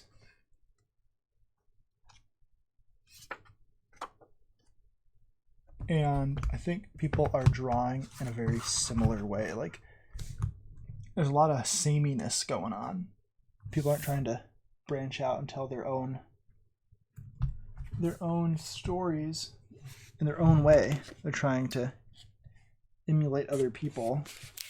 And so like when you pick up a lot of superhero comic books, they look the same.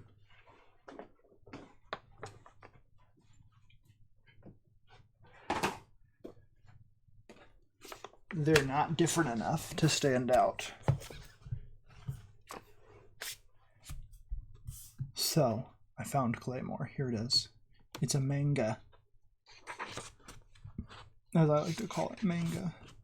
This is more violent, right? Japanese stuff, like Volume 1, Page 1. Creature getting its head chopped off by this girl.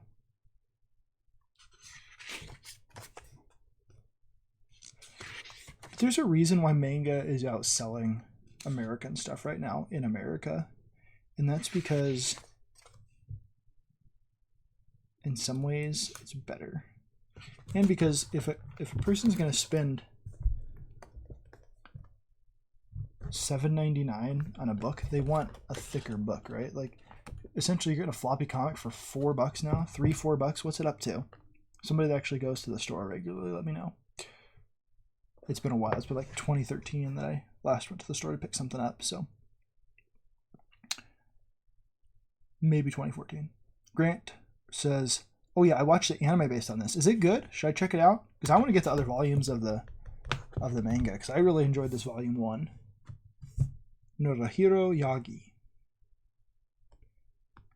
One thing I learned not too long ago about Japanese, when you see it written in our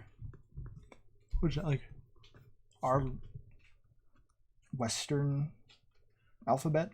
It's a Roman alphabet or something, I don't know. The point is that it's actually pronounced just how you would read it, because I forget the guy's name, but there was an American guy, I think it was an American. He went over to Japan and he developed this. I know you can't see it because of the camera. I'm terrible. It's so hard to figure out. Okay, there we go.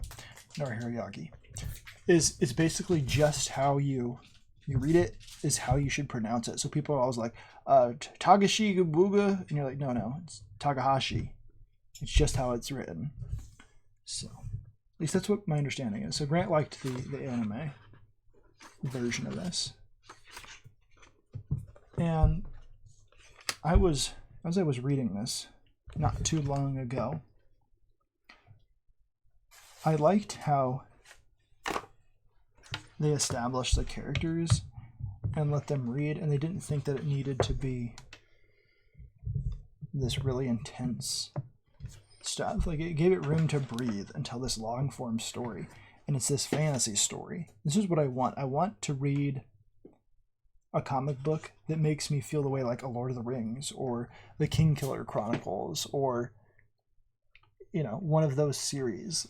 Like, I want to read that in a comic book form, and I feel like Japanese have that down, but their fantasy is different than ours, and so I'm still not getting what I want. What do you think, Lady Vixen? I missed it. You weren't even paying attention this whole time. She's been sitting here. She clearly didn't go up and go to a different room and do a bunch of stuff. She was here the entire time listening to everything. So I was saying that, like, I'm sure there's stuff out there. So, like, ElfQuest, that's a Western fantasy. But you have... And maybe there's stuff out there that I just don't know about, but I feel like Western comics are written in such a way that they don't really represent the same thing as Western fantasy novels. Mm-hmm. So, like, I don't know of anything where I'd be like, yeah, that was an epic saga that's on the scale of The Lord of the Rings or the Kingkiller Chronicles or yes, I would agree. A Song of Ice and Fire. Like, you look at the adaptions of A Song of Ice and Fire. I know you've not read the books and you've not read any of the comics or even seen any of them, but those never feel as epic as reading the book. Mm-hmm. And yet the Japanese are way better at doing that. And I'm trying to figure out why. Look how, like, there's blood. Ugh, pretty violent stuff. But it's good. That's what I'm talking about, though. It's their sense of... It's like when we were watching, like, The Shield Hero or some of this other stuff. Was it, like, Last Song? Was that the one we watched on Netflix? Yeah. About the singing magic. You watch that stuff and you're like, oh man, I'm finally getting some fantasy stuff. There's like a page sticking out here. Oh, it's a... So whoever bought this, so I bought this I think I got this at a Goodwill, like I do most stuff. But this is the receipt that someone used when they bought it at Barnes & Noble. They said, you may also like Claymore Volume 2, Volume 3, Black Cat Volume 1, D. Gray Man, and Claymore Volume 4. I don't know about that. So there's a sense in which those are like the closest we can get to some cool fantasy stuff because there's just so little of it made here. Like, you go back to the 90s and you had goofy stuff like Xena and Hercules and like the Beastmaster show. But I don't know, fantasy just didn't sell, or it still doesn't really sell because you had Lord of the Rings, and then what was the follow-up to that? Like the Aragon movie? Yeah. Like, there was nothing. And I want more. The books are better than that movie, too. I know, you like the books. I haven't read them. So, what do you do? I mean, why? I can get some of my fantasy fix from this Japanese stuff, but there's also this disconnect I have because I'm not a total, as they say, weeb or otaku. No offense to you people that are weebs or otakus, but I'm not. I mean, clearly I just mocked those individuals, right, with making a silly voice. Mm-hmm. But there is some sort of separation because there's a cultural difference, and I don't think we can ever fully embrace it. You have read... What do you think about Fairy Tail? Like, compare Fairy Tail, the Fairy Tail manga, to like more Western fantasy that you've read, because you've read a pretty decent amount of fantasy books in the last couple of years, probably more than I have in terms of amount.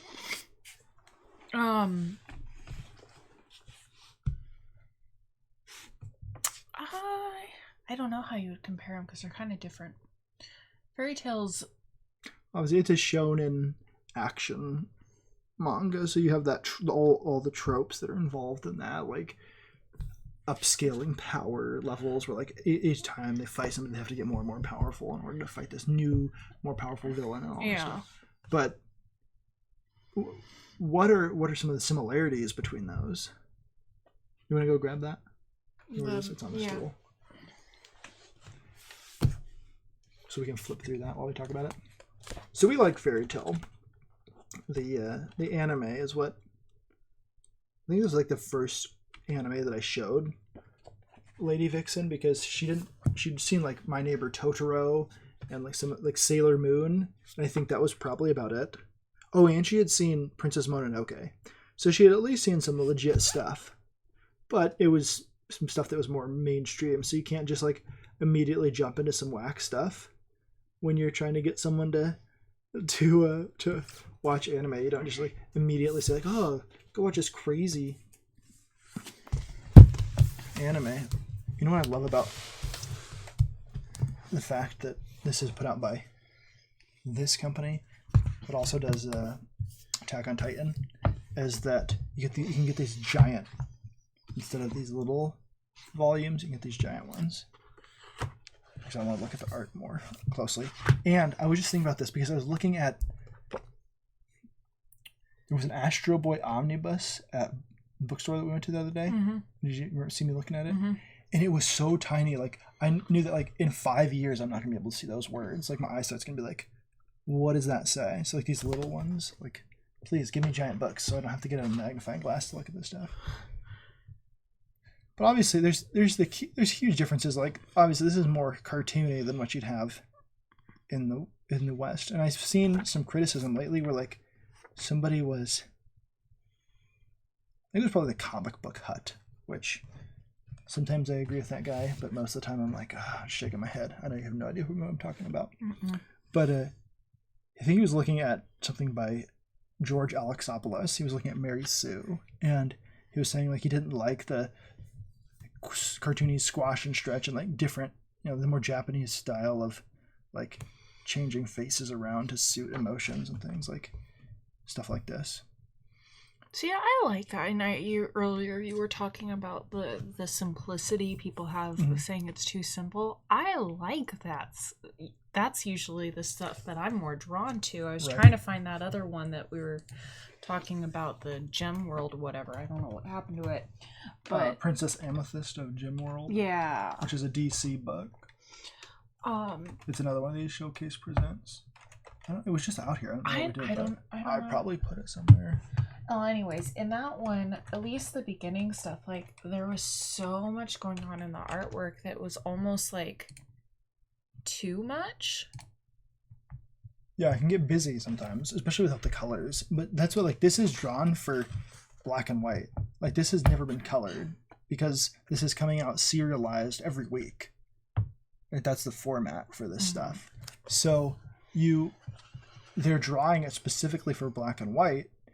And so it's meant to convey everything with just that. So, like, there might be a special issue or like this first couple pages sometimes in them are colored a lot of times with Copic markers, actually, from what I understand. But you can see, like, this is all just black and white. Like, sometimes they do, if it's drawn digitally, obviously they can put in more grays and stuff. But back in the day, they cut out, like, anytime you look at an old book and it has this shading, it's like black and white and has shading with gray. They did that by like cutting out a little piece of something and putting it there.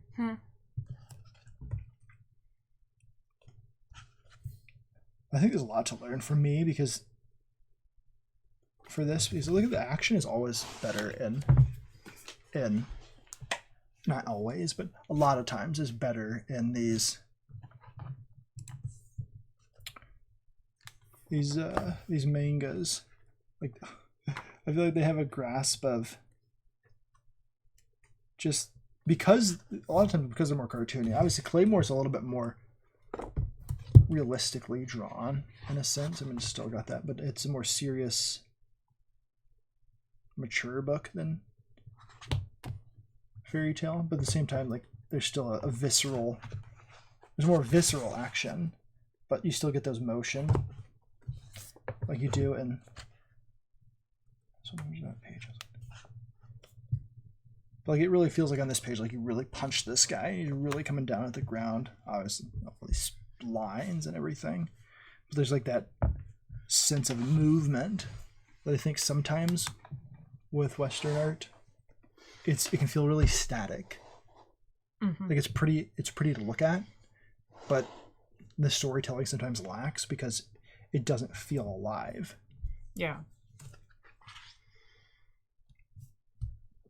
So I'm now showing. Let's see here. I was gonna just show it, but that might all be on screen.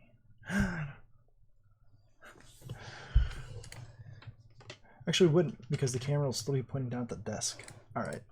We don't. I mean, it's not like we're indecent or something, but well, some of us.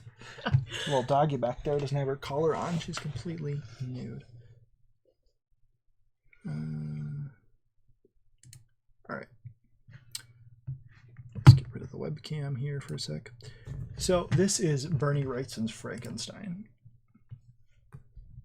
Obviously, that's a gorgeous picture. It is. But it's not necessarily a comic book. Like this is a stop and take your time and just enjoy the soak this detail. in. Like obviously, amazing artist, right? Like I wish that I could have this kind of like this rendering, but when you have a rendering that's like 1/10 of this, it's like, is that enough? Like I'd rather have something like this sometimes. This reminds me of a illustrator. Oh, what was it that they did?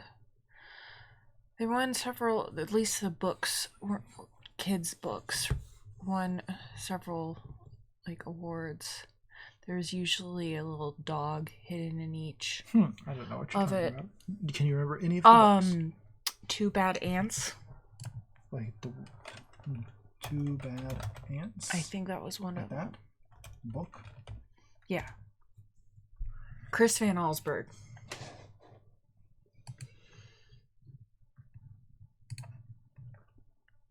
It's like a lot of lines. And Yeah. shit.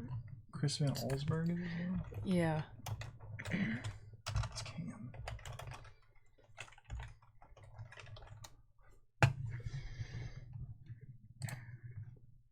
Some of the artwork and stuff. Oh, here we go. Oh, why can it be bigger? Go. Which one? Yeah, I was looking at that one. This one? The one you were left Yeah. down, Yeah. left. That one.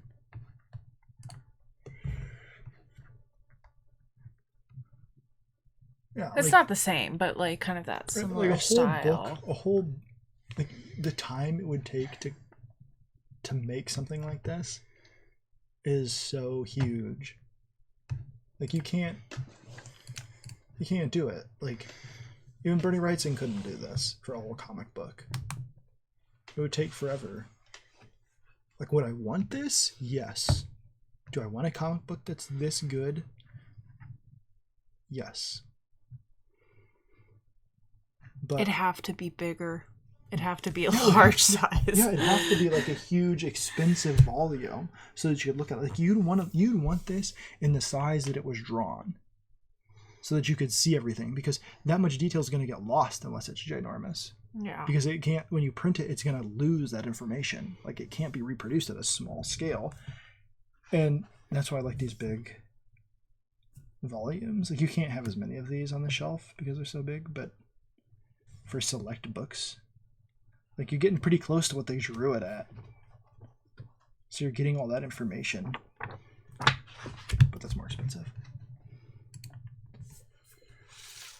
Grant says, it's difficult reflecting emotion through pictures, so having them be overexpressive somewhat makes up for it. So that's going back to like the idea of this stuff. So we were... You want to turn the camera back on? Oh, yeah. It would kind of help, right? Like...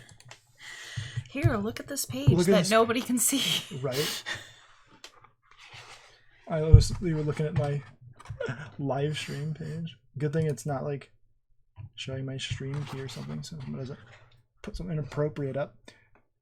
But it is hard, and this is more of a cartoon. Like, you look at Disney stuff, like the squash and stretch of Disney, and that is, when I say squash and stretch, obviously like a Looney Tunes character or like Mickey Mouse, right? They can have goofy, they can have an expressiveness because they're a cartoon character, and you accept it. And I think there's value there. But that being said, like, I like more traditional guys like Aaron Lopresti. Like, I like harkening back to like the Silver Age, like stuff, the good Silver Age stuff, where like this is not. There's the good stuff is there's. If we can actually find somewhere where they're fighting and not just standing around.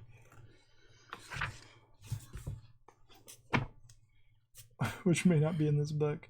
But here we go. Like, there, he's moving. Like, he's getting shot across there. There's just not that much of it.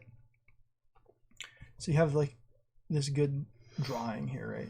And that reminds me of, like, Aaron Lopresti is really Silver Agey.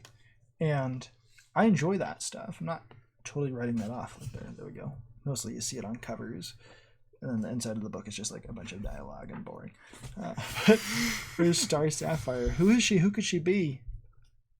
Spoiler alert. This looks more like, interestingly enough, this Hal Jordan looks more like Kyle Rayner to me. I know that means nothing to you, but this is like 40 years before Kyle Rayner even existed. So I like that stuff. I'm not bashing it. But this definitely feels more dynamic, obviously. Like, comparing it to Silver Age stuff, we need to like get a more modern thing in here, but I think you'll find that a lot of times this sense of action is lacking in a lot of stuff. So this might have been colored here. Like, this was probably colored with Copics. Possibly. I don't know. I mean, I could be totally making that up. I need to go and read this. I haven't actually read this. Yeah, you read this whole thing, right? Not all of it, but I've read quite a bit of it. There's a bunch. Like this. You look how there's not much shadow, not much black, and then this one, like, boom, heavy inks to separate it from the other images. Well, I don't know if it's exactly comparable with the Aquaman we were talking about earlier. That does have quite a bit of action in it. Okay. So let's do a comparison. And I'm not trashing. I like Western comics. The majority of stuff that we have, like, is Western American, big two comic books. I'm not trashing that stuff. Just like as I get older, I tend to move away from that stuff. So here we go. So here we got some action, right? But this is supposed to be more realistic. Like, you don't, like, here's a few speed lines here. I don't think you can see that very well, but there's some lines going on here, and here to say motion, but it's just so different. Like, it's different. It's a different approach to art and storytelling.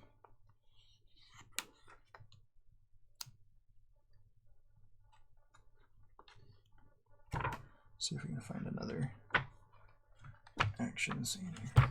Like, here we go. I think the visceral stuff, right? That's a lot like, it's a lot more like Claymore than it is Fairy Tale. So let's compare an action scene in Claymore to this action scene here. Let's look at this one first. So here's good motion, right? Lines. This is good stuff here in terms of, like, really saying he's slamming his face into this. And they see these lines coming away like that. There's a lot of motion to that one. This one too, like. So this is a good example of that. I don't know, dynamism. I don't know the right word to say. So you have that, and then you have a lot more lines. And Claymore, does it add anything? I don't know. I guess it's just personal preference, right? Like, look at that one. Like, whoa, what's that supposed to convey? Like, a lot of lines there. They're really helping. I like the gesture on that one, like that sweeping sword, the blood trail, everything. That's cool. Sense of motion there. But again, this is drawn for black and white. Like it's a different approach. So I don't think it's a one-to-one comparison at all. And they both have their values for sure. So what is it? I mean, this is a 100 subscriber celebration. We're basically just talking about art that we like.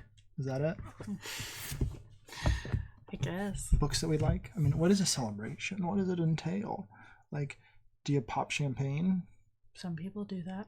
Maybe that's what we'll do at 1,000 subscribers if we ever get there. But 100 subscribers has been cool, considering that it all happened basically in the last 2 months. So this is the beginning of March. So just January and February, we got like 80 subscribers. Yeah. Like this, it really ramped up. Yeah, like this last, and I didn't do as much for the previous year, to be honest. It was pretty hit or miss. But once I actually started putting out content and getting stuff out there, people started engaging, which was cool. I mean, it was nice to see the reaction. So anybody that's watched the stuff over the last few months as I've been putting stuff out, I really appreciate it. And especially people like Grant and Roscoe who check in a lot. P Money always seems to check in when he can. People like that who I know from other live streams super appreciate you guys coming and seeing us. And interacting is great. It's huge because I like running my mouth. So if I can have actually someone to talk to, it's helpful. So I see a comment from Grant. And he says, how familiar are with the old Conan magazines? Not familiar at all, but I've wanted to ever since I saw them in like a special section of a magazine rack one time. And I was like, what is that? I want that. So I need to go. Is there a good volume out there of that, like collection of that, where you can actually look at that? So a lot of those were one, it's like Marvel put it out, and they were actually printed at a bigger format than your basic comic book. And so I'd be interested to see that stuff in a big format and not shrunk down as much. You guys want to grab one of those pages? So like most stuff is drawn at this size, right? I totally dwarfed her hand using this. It's tiny. So I either need to wipe that out and redraw it or correct it digitally when I go to color it. But the point is, like, that's the size that it's drawn at versus the size that it gets printed at, right? So like that's a huge difference. Chris is not that I'm aware of. Yeah, it's too bad.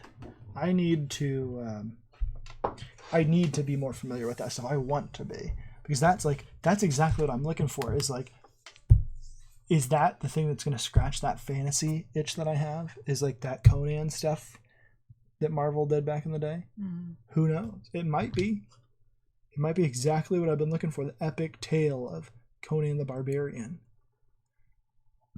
Because I've read stuff like Warlord by Mike Grell, who, so the other day, what podcast were we listening to? We were listening to Gary Shipman. Yeah. And he was mentioning artists that he liked, and he said, Mike Grell. And I was like, Mike Grell, why do I know that name?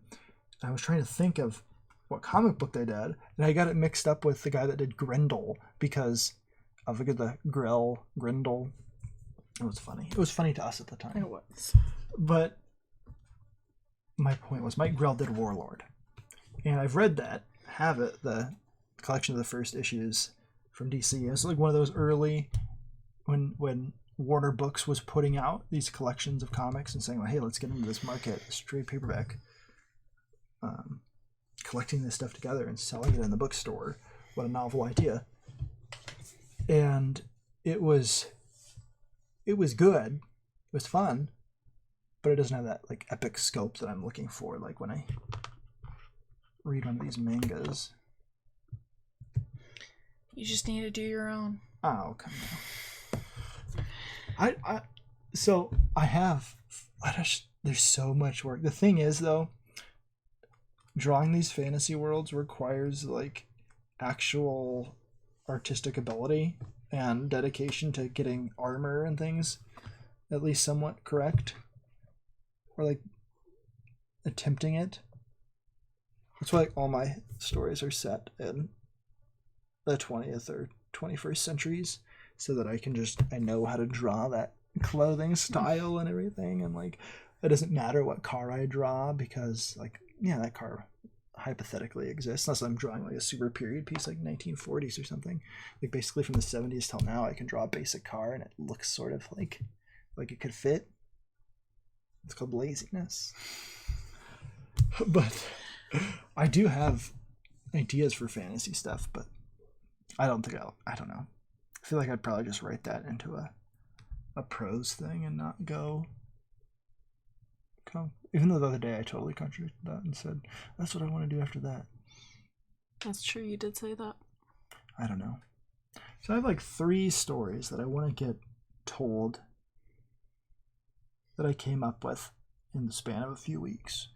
One of them is the page you just saw, which is the Mighty Orc. And that's sort of fantasy. Like the world he came from is like a fantasy world. But then he became here, so like, which... Is that the transplant thing that right, bothers you so much? Which is funny, because it is totally something I criticize all the time, which is I hate movies that take a fantasy character and put them in our world. Hate them because, like, think about the movie Beastmaster, if you've ever seen that, and then Beastmaster 2. Lower budget, like, so we'll think we can't have a big fantasy story because that costs more money, so we'll just put him in like 80s Los Angeles, and I absolutely hate that. I mean, I don't even like the Beastmaster movies as it is, but like that especially bothers me. I hate when they do that, right? And that's what I totally did. I didn't even think about that till right now, but I just... We both realized that at the same time. But that means, like, he's less of based on like a fantasy thing and more based on Martian Manhunter, actually. So he's more like an alien on our world, on our planet, which is, I mean, still a cop out, right?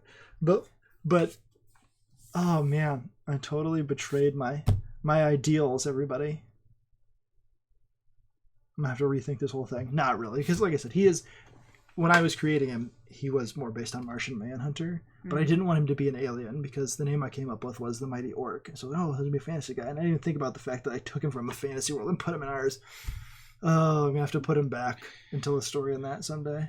Oh, just to right my wrongs. Oh man. Oh, hew.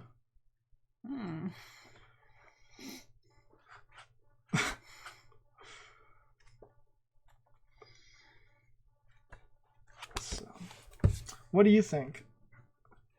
Yeah, the fish out of water trope, Grant says. Yeah, exactly. It's fun. Like, it done right. It can be funny. But when it's, especially in that Beastmaster 2, if you've ever seen that one, or like which I've not seen this movie, but I've seen parts of it, is the Masters of the Universe, the He-Man movie that they did from, with Dolph Lundgren, I think, plays He-Man. Taking him out of his world and putting him in ours, that is the worst thing. That should be up there.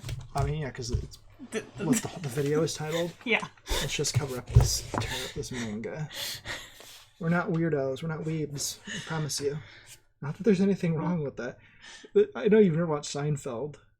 No, not really. Not that there's anything wrong with that. But I absolutely hate that. Like, I way prefer the idea of like the Chronicles of Narnia, like somebody from our world going into a fantasy world. That is way cooler than the fantasy world coming into ours, unless it's like a grand scale, like huge invasion type thing, like where things are melding together and all cool. Like, I don't have a problem with like urban fantasy, but what I don't like is the fantasy, like one single fantasy creature, or like, and the villain coming into our world. That's exactly what I've created. Oh, jeez. Grant says, I don't remember seeing the He-Man movie with Dolph. Well, consider yourself lucky because it's supposedly terrible. I can't believe I did that. But that's not what it's about. And there's a lot of fantastical stuff. It's not the cop-out, like, we need to strip back this budget, and basically it's just a comedy of him going into, like, stores on Rodeo Drive and being like a barbarian type thing. No. That's not what it is. It's he's accepted in this world. And he's more of a regular person. Like, it's not that the point is not so much the fish out of water stuff as it is he's just like a Martian Manhunter. Like, he's from a different world, but he's here now and he's living here like a regular guy. So I guess it's not as bad, but it is funny. It is. But I hate that. Like, I come back to Beastmaster 2 because it's so disappointing. Like, you watch the beginning of that movie and he's in this fantasy world and you're like, I remember seeing it on TV and like the Beastmaster show had existed, which was, I don't know if you remember that at all. It's basically like a Hercules, like the Adventures of Hercules or Xena or like Young Hercules, which I think is like Ryan Gosling or something. But I digress. So that's set in the fantasy world. And I mean, basically that just means people running around like New Zealand where they filmed all that stuff. Mm-hmm. But you still see magic, and at least it was different. It wasn't. So I watched Beastmaster 2 on like the Saturday afternoon matinee. It comes on, and it starts out, and he's in the fantasy world, I think. Or is it the girl starts out with it? The point is, it's terrible because you're only in the fantasy world for like the very beginning of the movie and then the very end for like a brief amount of time. You don't even see any of it. So why even have the sequel? It's a cash in. It's a cash grab. A cash grab. I'm not a fan of cash grabs, everybody. Not a fan of cash grabs.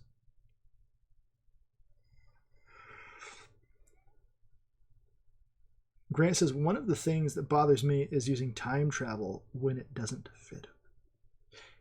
Can you give me an example, Grant, of a story that you might be talking about? Speaking of time travel, this is a story I like to tell to embarrass myself. Have you ever seen The Lake House with Keanu Reeves and Sandra Bullock? Yes. You've seen it, Lady Vixen? What do you think of that movie? It was pretty good for like a romantic like, drama. I think that was the first movie we watched together. Really? Outside of the theater? Outside of the theater, yeah. That's interesting. So the first time I saw that, it has a time travel plot in it. Mm-hmm. And I'm a crier. Like, I'm not gonna make any bones about it. Like, if the movie's dramatic enough, I'm gonna cry. And so if it's dramatic enough, I'm gonna cry. And I'm watching Lake House, and here I am. This guy watches a lot of Star Trek, tries to have like science fiction. Grew up reading it. I want good science fiction. And here you have this time travel plot. And because of the way they set it up, they made this paradox. And here I was like, they're never going to be together because of this paradox. There's no way. Like, in order to fix this, they're going to have, like, they can't possibly fix this paradox they've created. Because basically the reason that she goes to the lake house and like gets his letters is because he died. That's what led her. And she didn't know that that's what it was. So like if she sends him a letter and tells him not to go to see her that day in the past, then she'll never go to the lake house. And so it creates this stinking paradox. And so I started crying because I was like, they're not going to be together. Here I am thinking science fictionally, and I should have been thinking romantic drama for chicks, chick flick logic of like, it doesn't matter because they're just destined to be together. So here I was like bawling.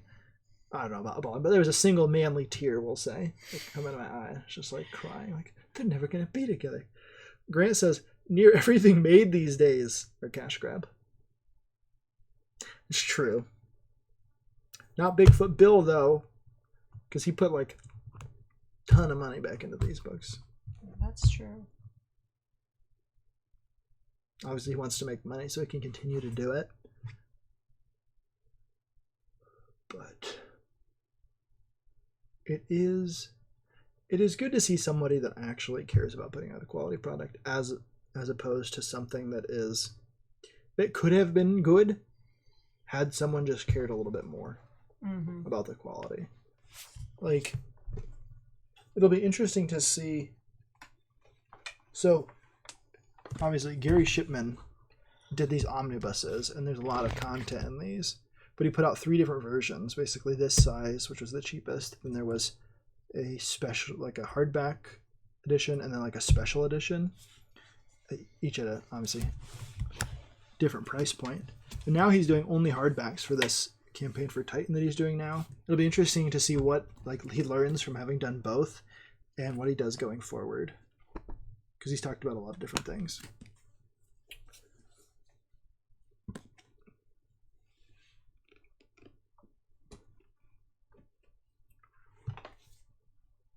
I don't know what we did with that. Princess, is it in there? Maybe? Give me those. I don't know how many times I've dug through these on these live streams as I lose track of things.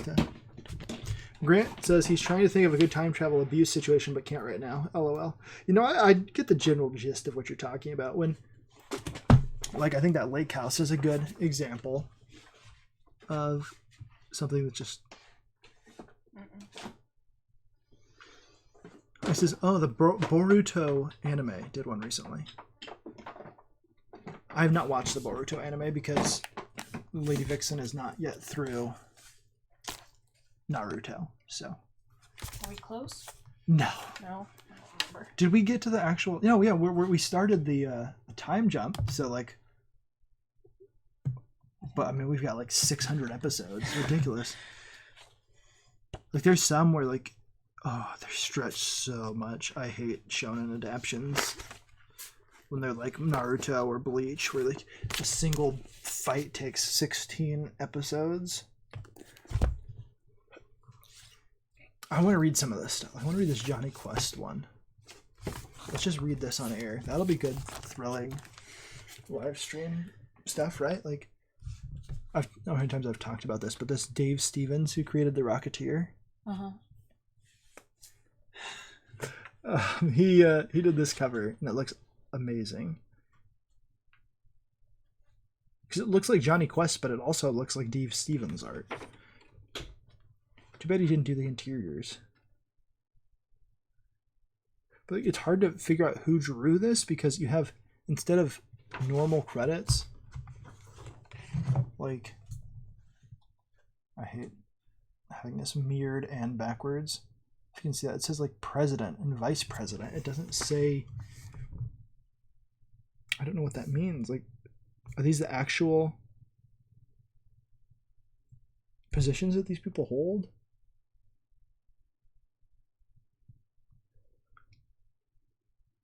I don't know. So who knows who drew this?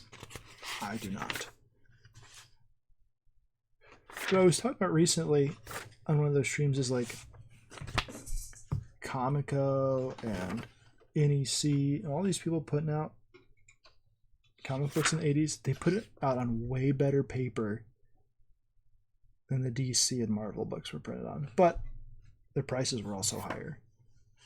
So this looks way better and amazing.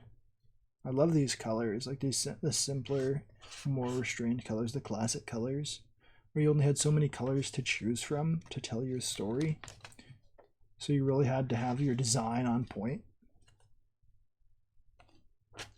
And look at on screen, they look amazing.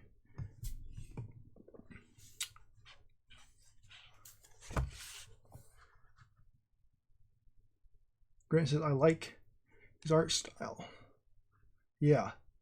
Yeah, he's good. It's 50s inspired, but a more just amazing. Her eyes are huge and awesome. It's cool, but it still is good. And even the interiors on this, I want to know who drew this, because this is good stuff too in here. I'm sure if I looked at this more closely, I could figure it out. But I need to get the original Rocketeer stuff, so that's cool. I want to read the Rocketeer books. I've looked at some of the pictures, and I like the style of the art, but I haven't actually read them, so I'd like to. Here's Grindel. Here's what we mentioned earlier. And now Comico put that out.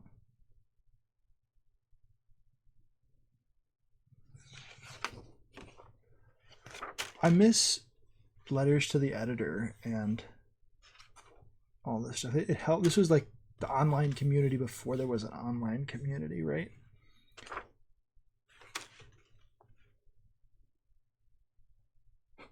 There we go. This is interesting. So there's a long letter where someone's criticizing everything from like X-Men to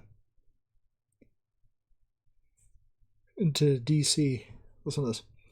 These kinds of obvious values are often overlooked by the young artists in a mad rush to be like the next Jim Starlin or George Perez. I wonder who they're criticizing. Be interesting. The young artists in 1986 were like the people who were just about to take over in the early 90s. But it says, these short, simple plots are a breath of fresh air after the intricate, almost indecipherable goings-on in comics like DC's Crisis. Is that the problem we have today? That's the exact same criticism that we're saying today, like where you have all these crossovers that you can't possibly buy everything and what's happening. And we actually like Crisis on Infinite Earths, right? I mean, it's actually good compared to some of the crossover events today. But they were criticizing them then and saying, like, we need an alternative. So as much as things change, they stay the same, right? Kyrie. Speaking of things that are different, Matt Krotz's books Kyrie. If you haven't backed us, 1 and 2 are available on his current Indiegogo campaign. And I highly recommend it because you're getting that epic story. Like, this is more of a historical fantasy. And even then, I think the fantasy elements are kind of light.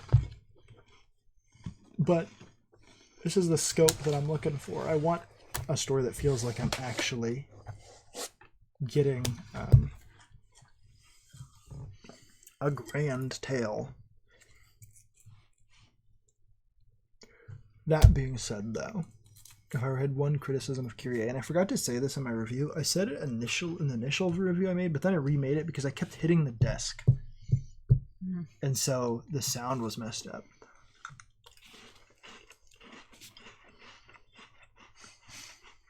I should have had water here before I ate a cracker that sucked all the moisture out of my mouth. My one criticism is I think it was a little bit too decompressed. There's a lot of pages, and I do think it was a little bit decompressed. But that's like the modern form of storytelling. Like he is going to tell this epic story. We just got to get it over a couple of volumes rather than just the one. So if I had one criticism, sorry, Matt. I know I should have said that in my review. Instead of just all the praise I said in it, I should have said my criticisms too. But I cracker dust down the throat. I like Matt a lot, so I want to be forthright about my criticisms, right? Especially since I've talked to him in my interview and then offline as well. He's a cool guy. But even if he wasn't a cool guy, I'd still give my honest opinion of the book.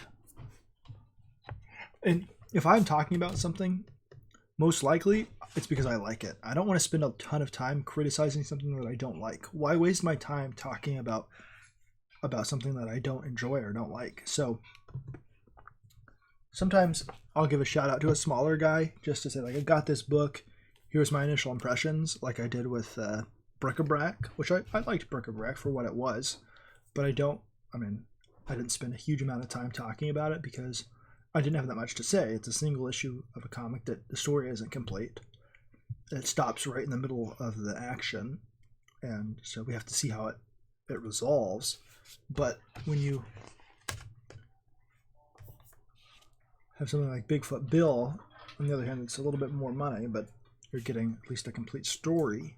I feel like that's more important. So if you don't see me review something, it's either because I didn't have much to say about it or I just didn't like it.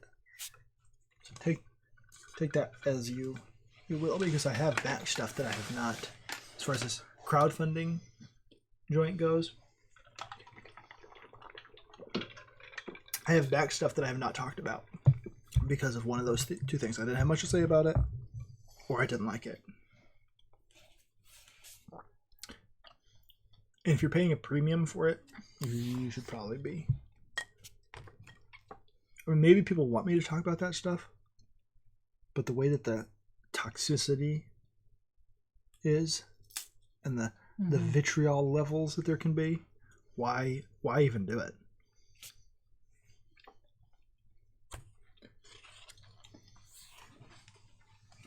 I can just look at this. Like, I want a page of Bigfoot Bill so bad.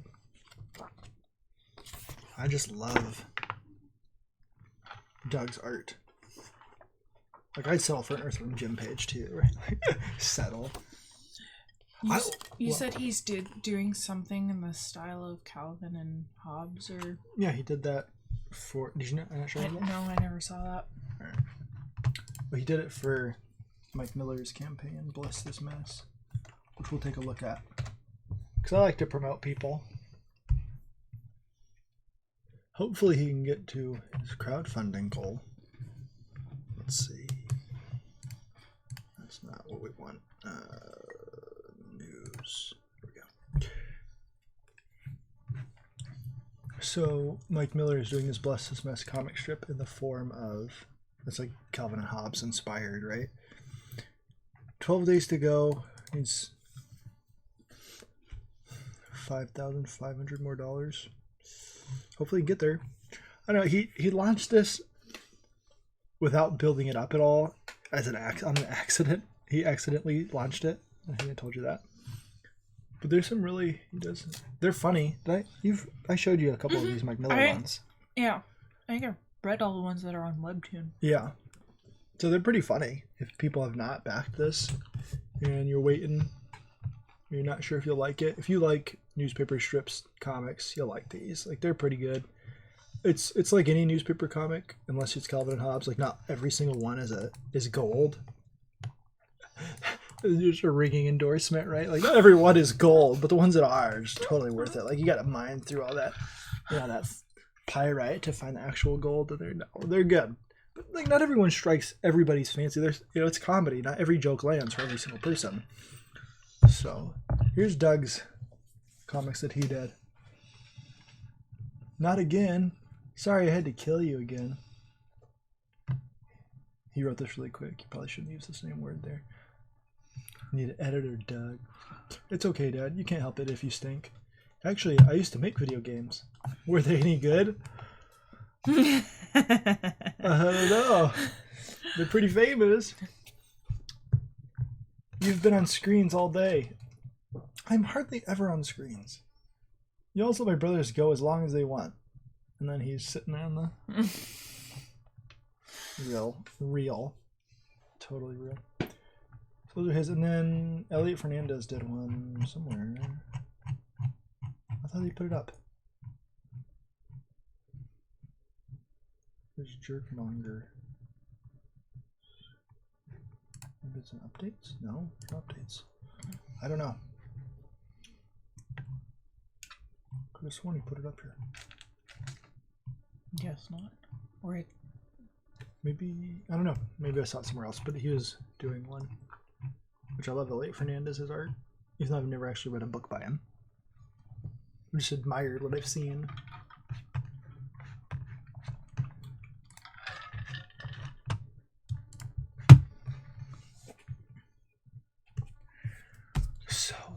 So has this been a good celebration? I don't know. It's definitely been an interesting one. It was unplanned. You didn't even know you were going to be on it until I told you to bring a chair over here and then sit down. And even then, I wasn't quite sure that was what was happening. Yeah, we could have been playing a game or like showing you video or something. Nope. It wasn't until What did you think about that? Like springing it upon you? It's fine with me. You don't care. It's not like I was like, oh, hey, by the way, here's the video. It's going to be right on here. Like, well, you still have your makeup on.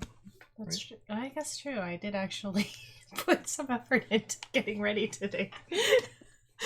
And your hair looks pretty as always. Aw. Is there anything else you'd like to talk about? I wonder if P Money ever made it back. He said he would drop in. I don't know. P Money, are you there? What do you think, Lady Vixen? Does anybody out there Grant seems to be possibly the only one with us. Well, they said there's 2 watching. Oh. 3 watching, right? And only one of those is us. So that you can monitor the chat over there, not just me on the screen here. And so you can ban people for their profanities. Ban. Drop that ban hammer on them. I have the power. I have the power. What do you like better, Thundercats or He-Man? She's never seen either of them. No. Actually, I did watch part of Thundercats with... Did you watch that the other day? No. What did... I thought I watched something. What? Maybe it was on Hulu? Was it the stupid new Thundercats where they look like a Adventure Time show or something? No, it was older artwork, older art style, I thought. I'm jealous now. Is it on like Boomerang? Let's turn the stream off and watch I don't Thundercats. know. I like the Thundercats art better. But I never watched much He-Man, to be honest. I know. So I Grant could be is still totally here. making something At least a few of us here. Lady Celtic Moon is lurking, right? Because she was watching, she was playing a game or something. She's testing her game, so she might still be lurking. We know you might be out there, Lady Celtic Moon. Thank you for your patronage. I'm willing to talk about, like, within reason. I've told people just throw out a topic. Like I did that AMA, remember on Facebook? Like when I started streaming for the first time I did that AMA on Facebook to like just friends, and boy, did I get some crazy stuff to talk about that time. That was very interesting. Usually, like, I do answer the questions, except for that the other day when those people on Mixer. That's why I just like abandoned streaming the Mixer, because it's like no one was watching me on Mixer anyways. So why was I even streaming there? Same with D Live. I think I've done. Although somebody gave me with like their little D Live currency the other day. I don't know what that does for me, but this is a special. This 100 subscriber celebration. I made sure to only stream to YouTube because that's what we're celebrating, right?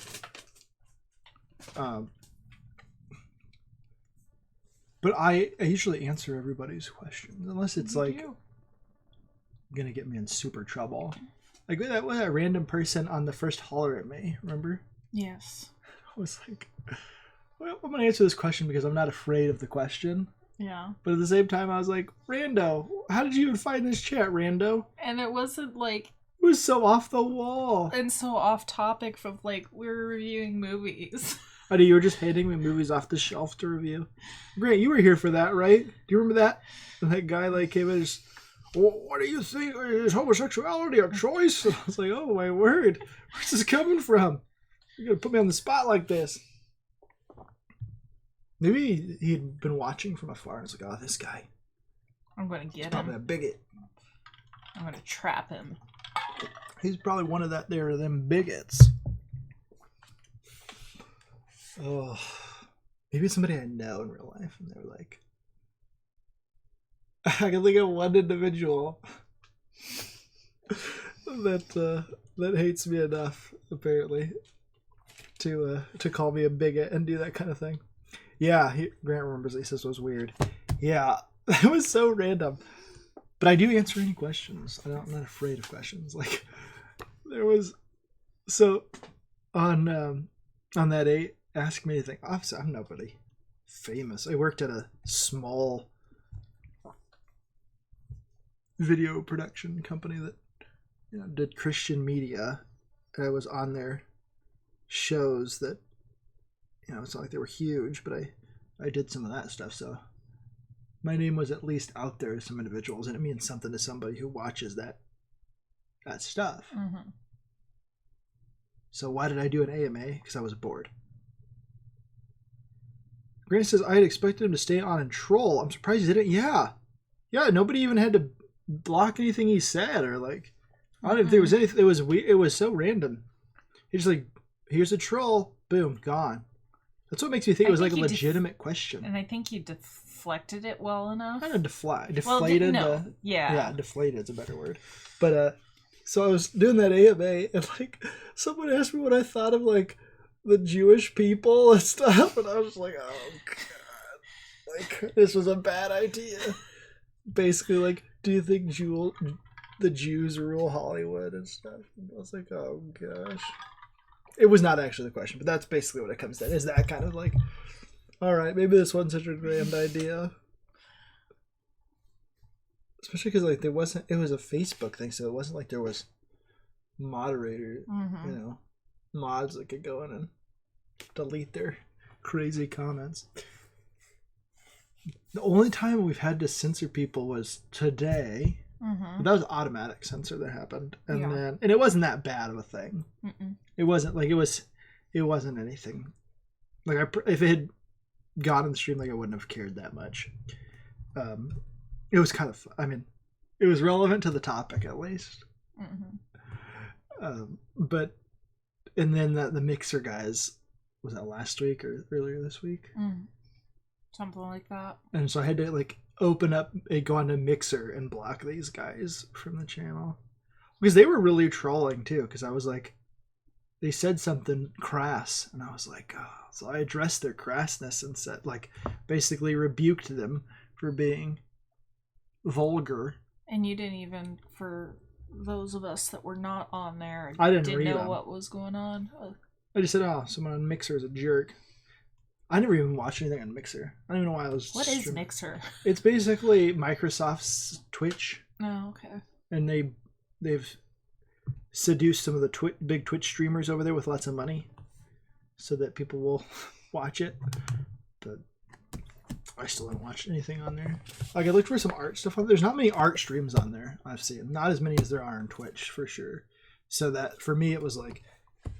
That's probably why they found me, and there was nobody watching it. So like, oh, here's somebody like no one's watching his stream. We'll just go in there and troll him. Well, little do they know people actually watch me on YouTube. So that's why I don't put the chat on the screen too.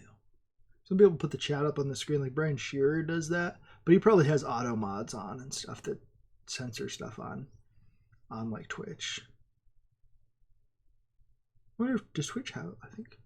I have some, like I have a filter. I have stuff that filters out certain words, like topics I don't want to talk about and stuff. But it's been fun. I've really enjoyed like just doing the holler at me's and stuff. Have been fun, and they've been pretty popular. I feel like more popular than my drawing streams. What does that say about my drawing? That's the question. Although, I've been getting good feedback about this painting that I did, the digital painting, because I may not be the best comic book artist in the world. And I may not be the best painter in the world. But I can paint. Well, you want to read that book? No, I just want to look at it. Since we're not doing much, you know? Anything. Read an Aquaman. So the reason we bought this was we were gonna originally buy this because we didn't. There's a store called Five Below, which is a franchise, but it's a chain, and everything in there's like under $5. And they had a grab bag of DC Comics issues, random ones from like the New 52 to Rebirth era. And one of these Aquamans was in it, and you got super interested in it. But you read it, and you were like, oh, I want to read this. And so we were going to buy this, and then we got volume 2 for like $2. And then you were like, well, I want to read this, but I kind of want to read the first one. We should have got it when we were last there. And then we found that, we found it the other day and bought it, so now you're reading it.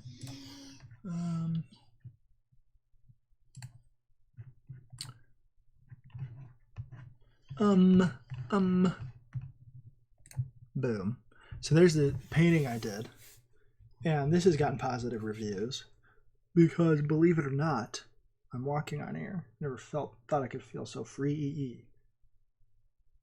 No, but in all honesty, I can somewhat paint, even in real life. Yes, you can.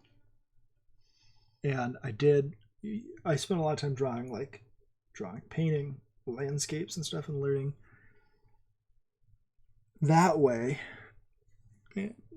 Flowers and stuff are more what I have a lot of practice in. And then in the last couple years, I moved into doing portraits and figures. And I'd done some of that stuff before. Like, it's not like I never did it, but I was just definitely trying to improve. So I'm going to make some prints of this, which if people are interested in, it's probably going to be limited prints because, let's be honest, there's not a huge demand for my work. So I don't want to get a bunch of prints made up that I can't sell. So it's probably going to be something around like 50 prints. And then I'm going to... Grant saw that the other day. Yeah. I'm pretty proud of how it's turned out. Her hand needs some work. Her left hand, one that's down by her leg, it needs work because you're working digitally. Getting that painted look that I want, I'm gonna have to mess around with a little bit and fix. It doesn't quite gel with the rest of the paint, strokes and everything. Which, like, if you just paint with oils, like, obviously it's going to look more cohesive because you're painting with the same, it's all oils. Where was I going? I was saying something. You were talking about how people don't watch your art. That's what started this. Your art streams. I was way past that. And then you were talking about prints, and then I'm guessing you were going to go to the stickers. Right. So Grant says it's well done. Thank you, Grant. I mean, that's just what I have more experience in. Like, is taking something from reality and painting it, or like, I can paint landscapes fairly decently from imagination because of my boy Bob Ross. But for me, like going to, and I haven't used any reference for the pages I've done so far. Mm-hmm. That's all from imagination on my comic book pages. And I'll eventually probably transition to doing more reference just on some of the poses that I need to get down, which there's nothing wrong with reference. Norman Rockwell used reference. Everybody, I mean, it's not like it's terrible to use reference or anything. But it's been interesting to try to adapt to, like, doing a comic book as opposed to more cartoony stuff that I've drawn from imagination. So, so I'm going to get probably, like, I was thinking like 50 prints made, and then that'll be the only prints I make of that probably. And sell them for not that much money so I can kind of get, actually sell them and not just have a bunch of prints laying around. And then that might even be too much. Like, I don't know. Is there that much demand? I think I've got like probably 5 guaranteed sales right now. Or not guaranteed, but people that are interested in purchasing one. And then I might offer stickers.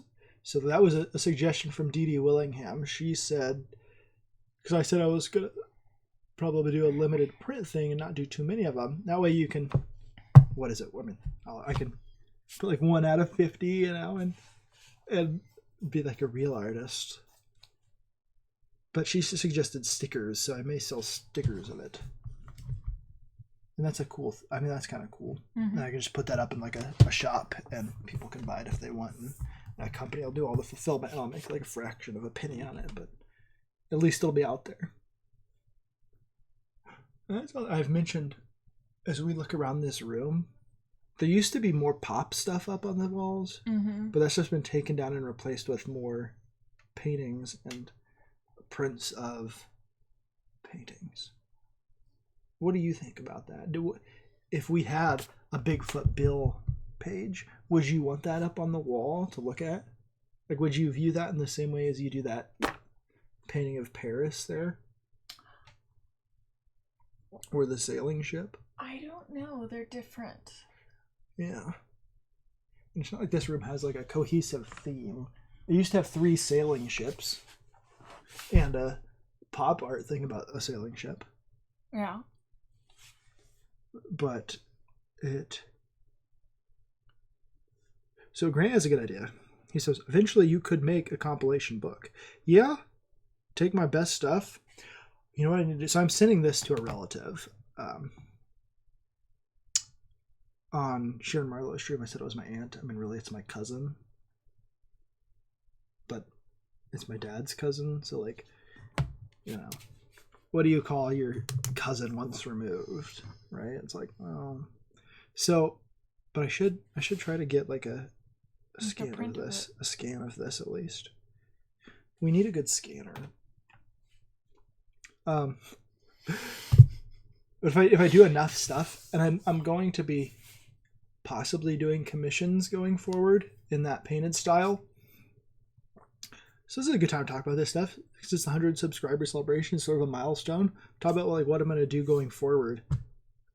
Obviously, hopefully finish up the first comic thing, the Mighty Orc, and I had a goal of doing like 40 to 50 pages on that. We'll see what it turns out being. And what I've thought about doing is actually releasing that digitally. This is something we talked about the other day. Yeah. So like releasing that digitally, just to get it out there at a low price that people jump on, they read it and they say, okay, I either like this or I don't. Am I interested in supporting this guy in the future? That's what crowdfunding used to be on the internet. Like when people were collecting their web comics and putting those out in print form, that's what Kickstarter started out with their comics. That's what most of them were. They weren't original projects, most of them. And then later it went that way.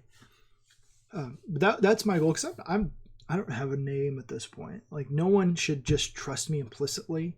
They're like, oh, I'm going to get that comic made. I need to get it done first. I need to get it out there. And then I was thinking the second one I want to do, it's called Tiki Trouble. I haven't talked too much about it.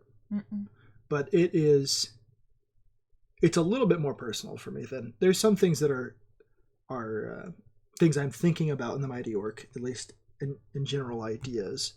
Obviously, I'm writing a story about it.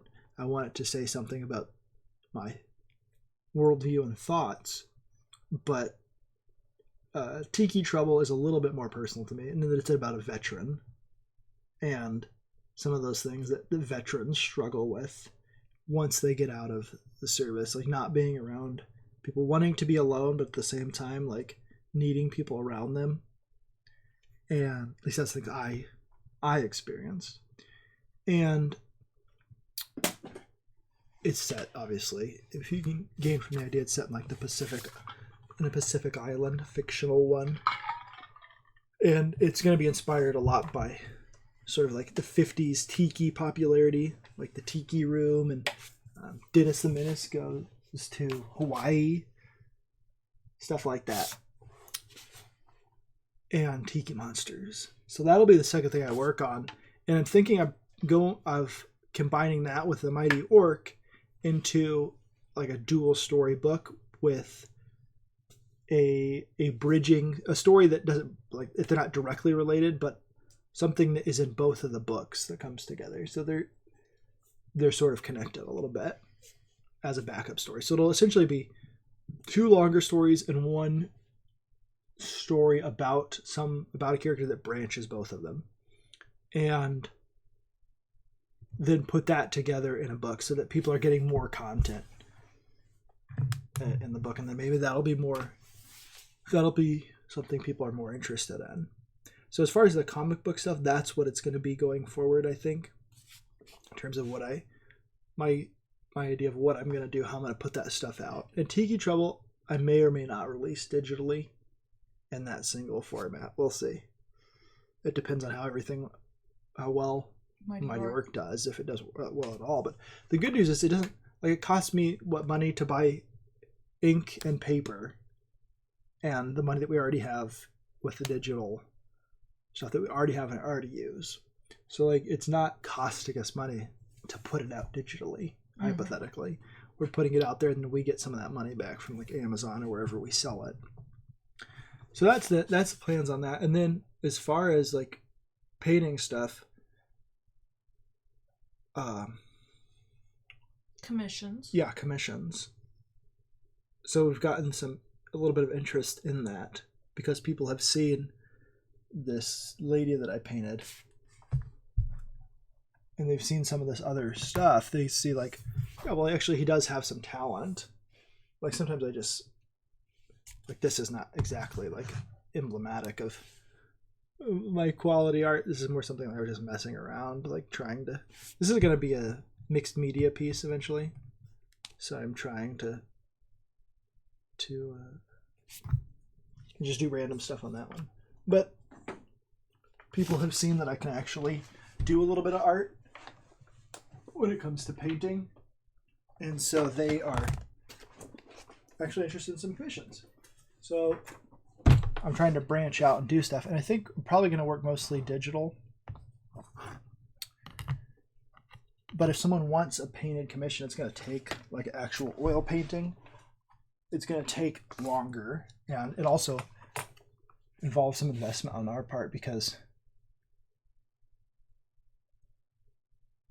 like, in order for me to do that, I'm going to have to like actually get paint and good brushes.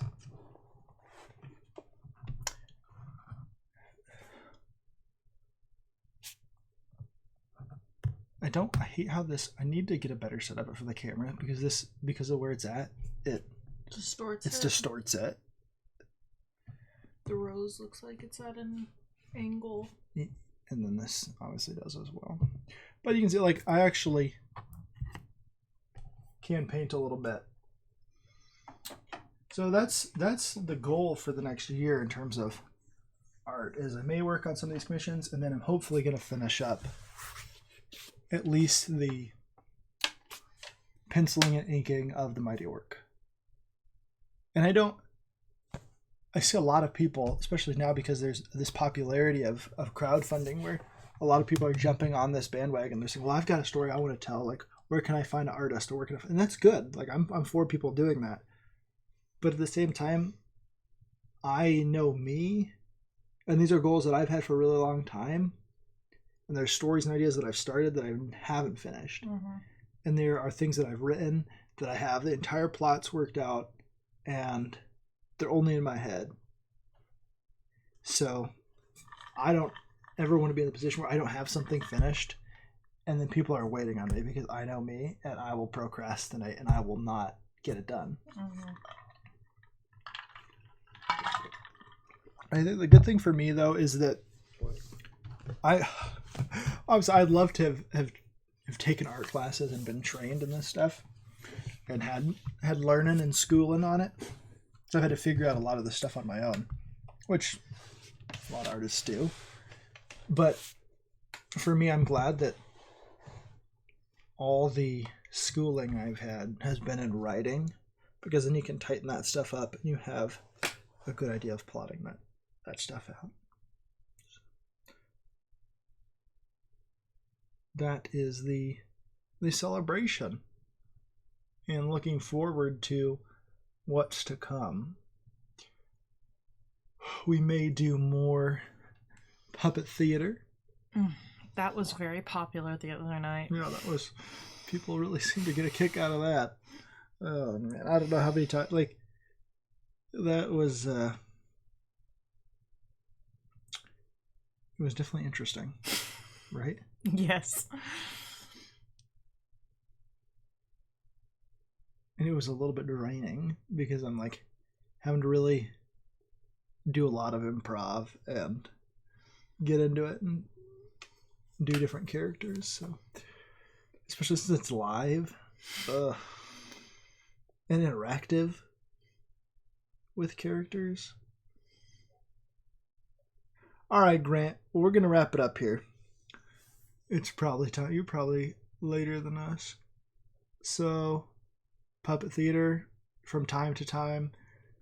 Holler at me when I feel like it. That's basically everything about this channel is when I feel like it. And then hopefully at some point, actual edited reviews again, other than just me like pointing my phone at a camera, at a comic I bought for 25 cents. So thank you for everybody that's watched. Lady Celtic Moon, Grant, P Money, Purgatory Paul. Who else was here? Sharon Marlowe was here earlier, not for very long though. Doug Garrett, beginning. He was here. Did you say P Money? I did say P Money. So P Money, if you're out there, thanks for stopping by, everybody. And it's been real. It's been fun. It's been real fun. Read the comics the way you want to read them. Adios. conclusion!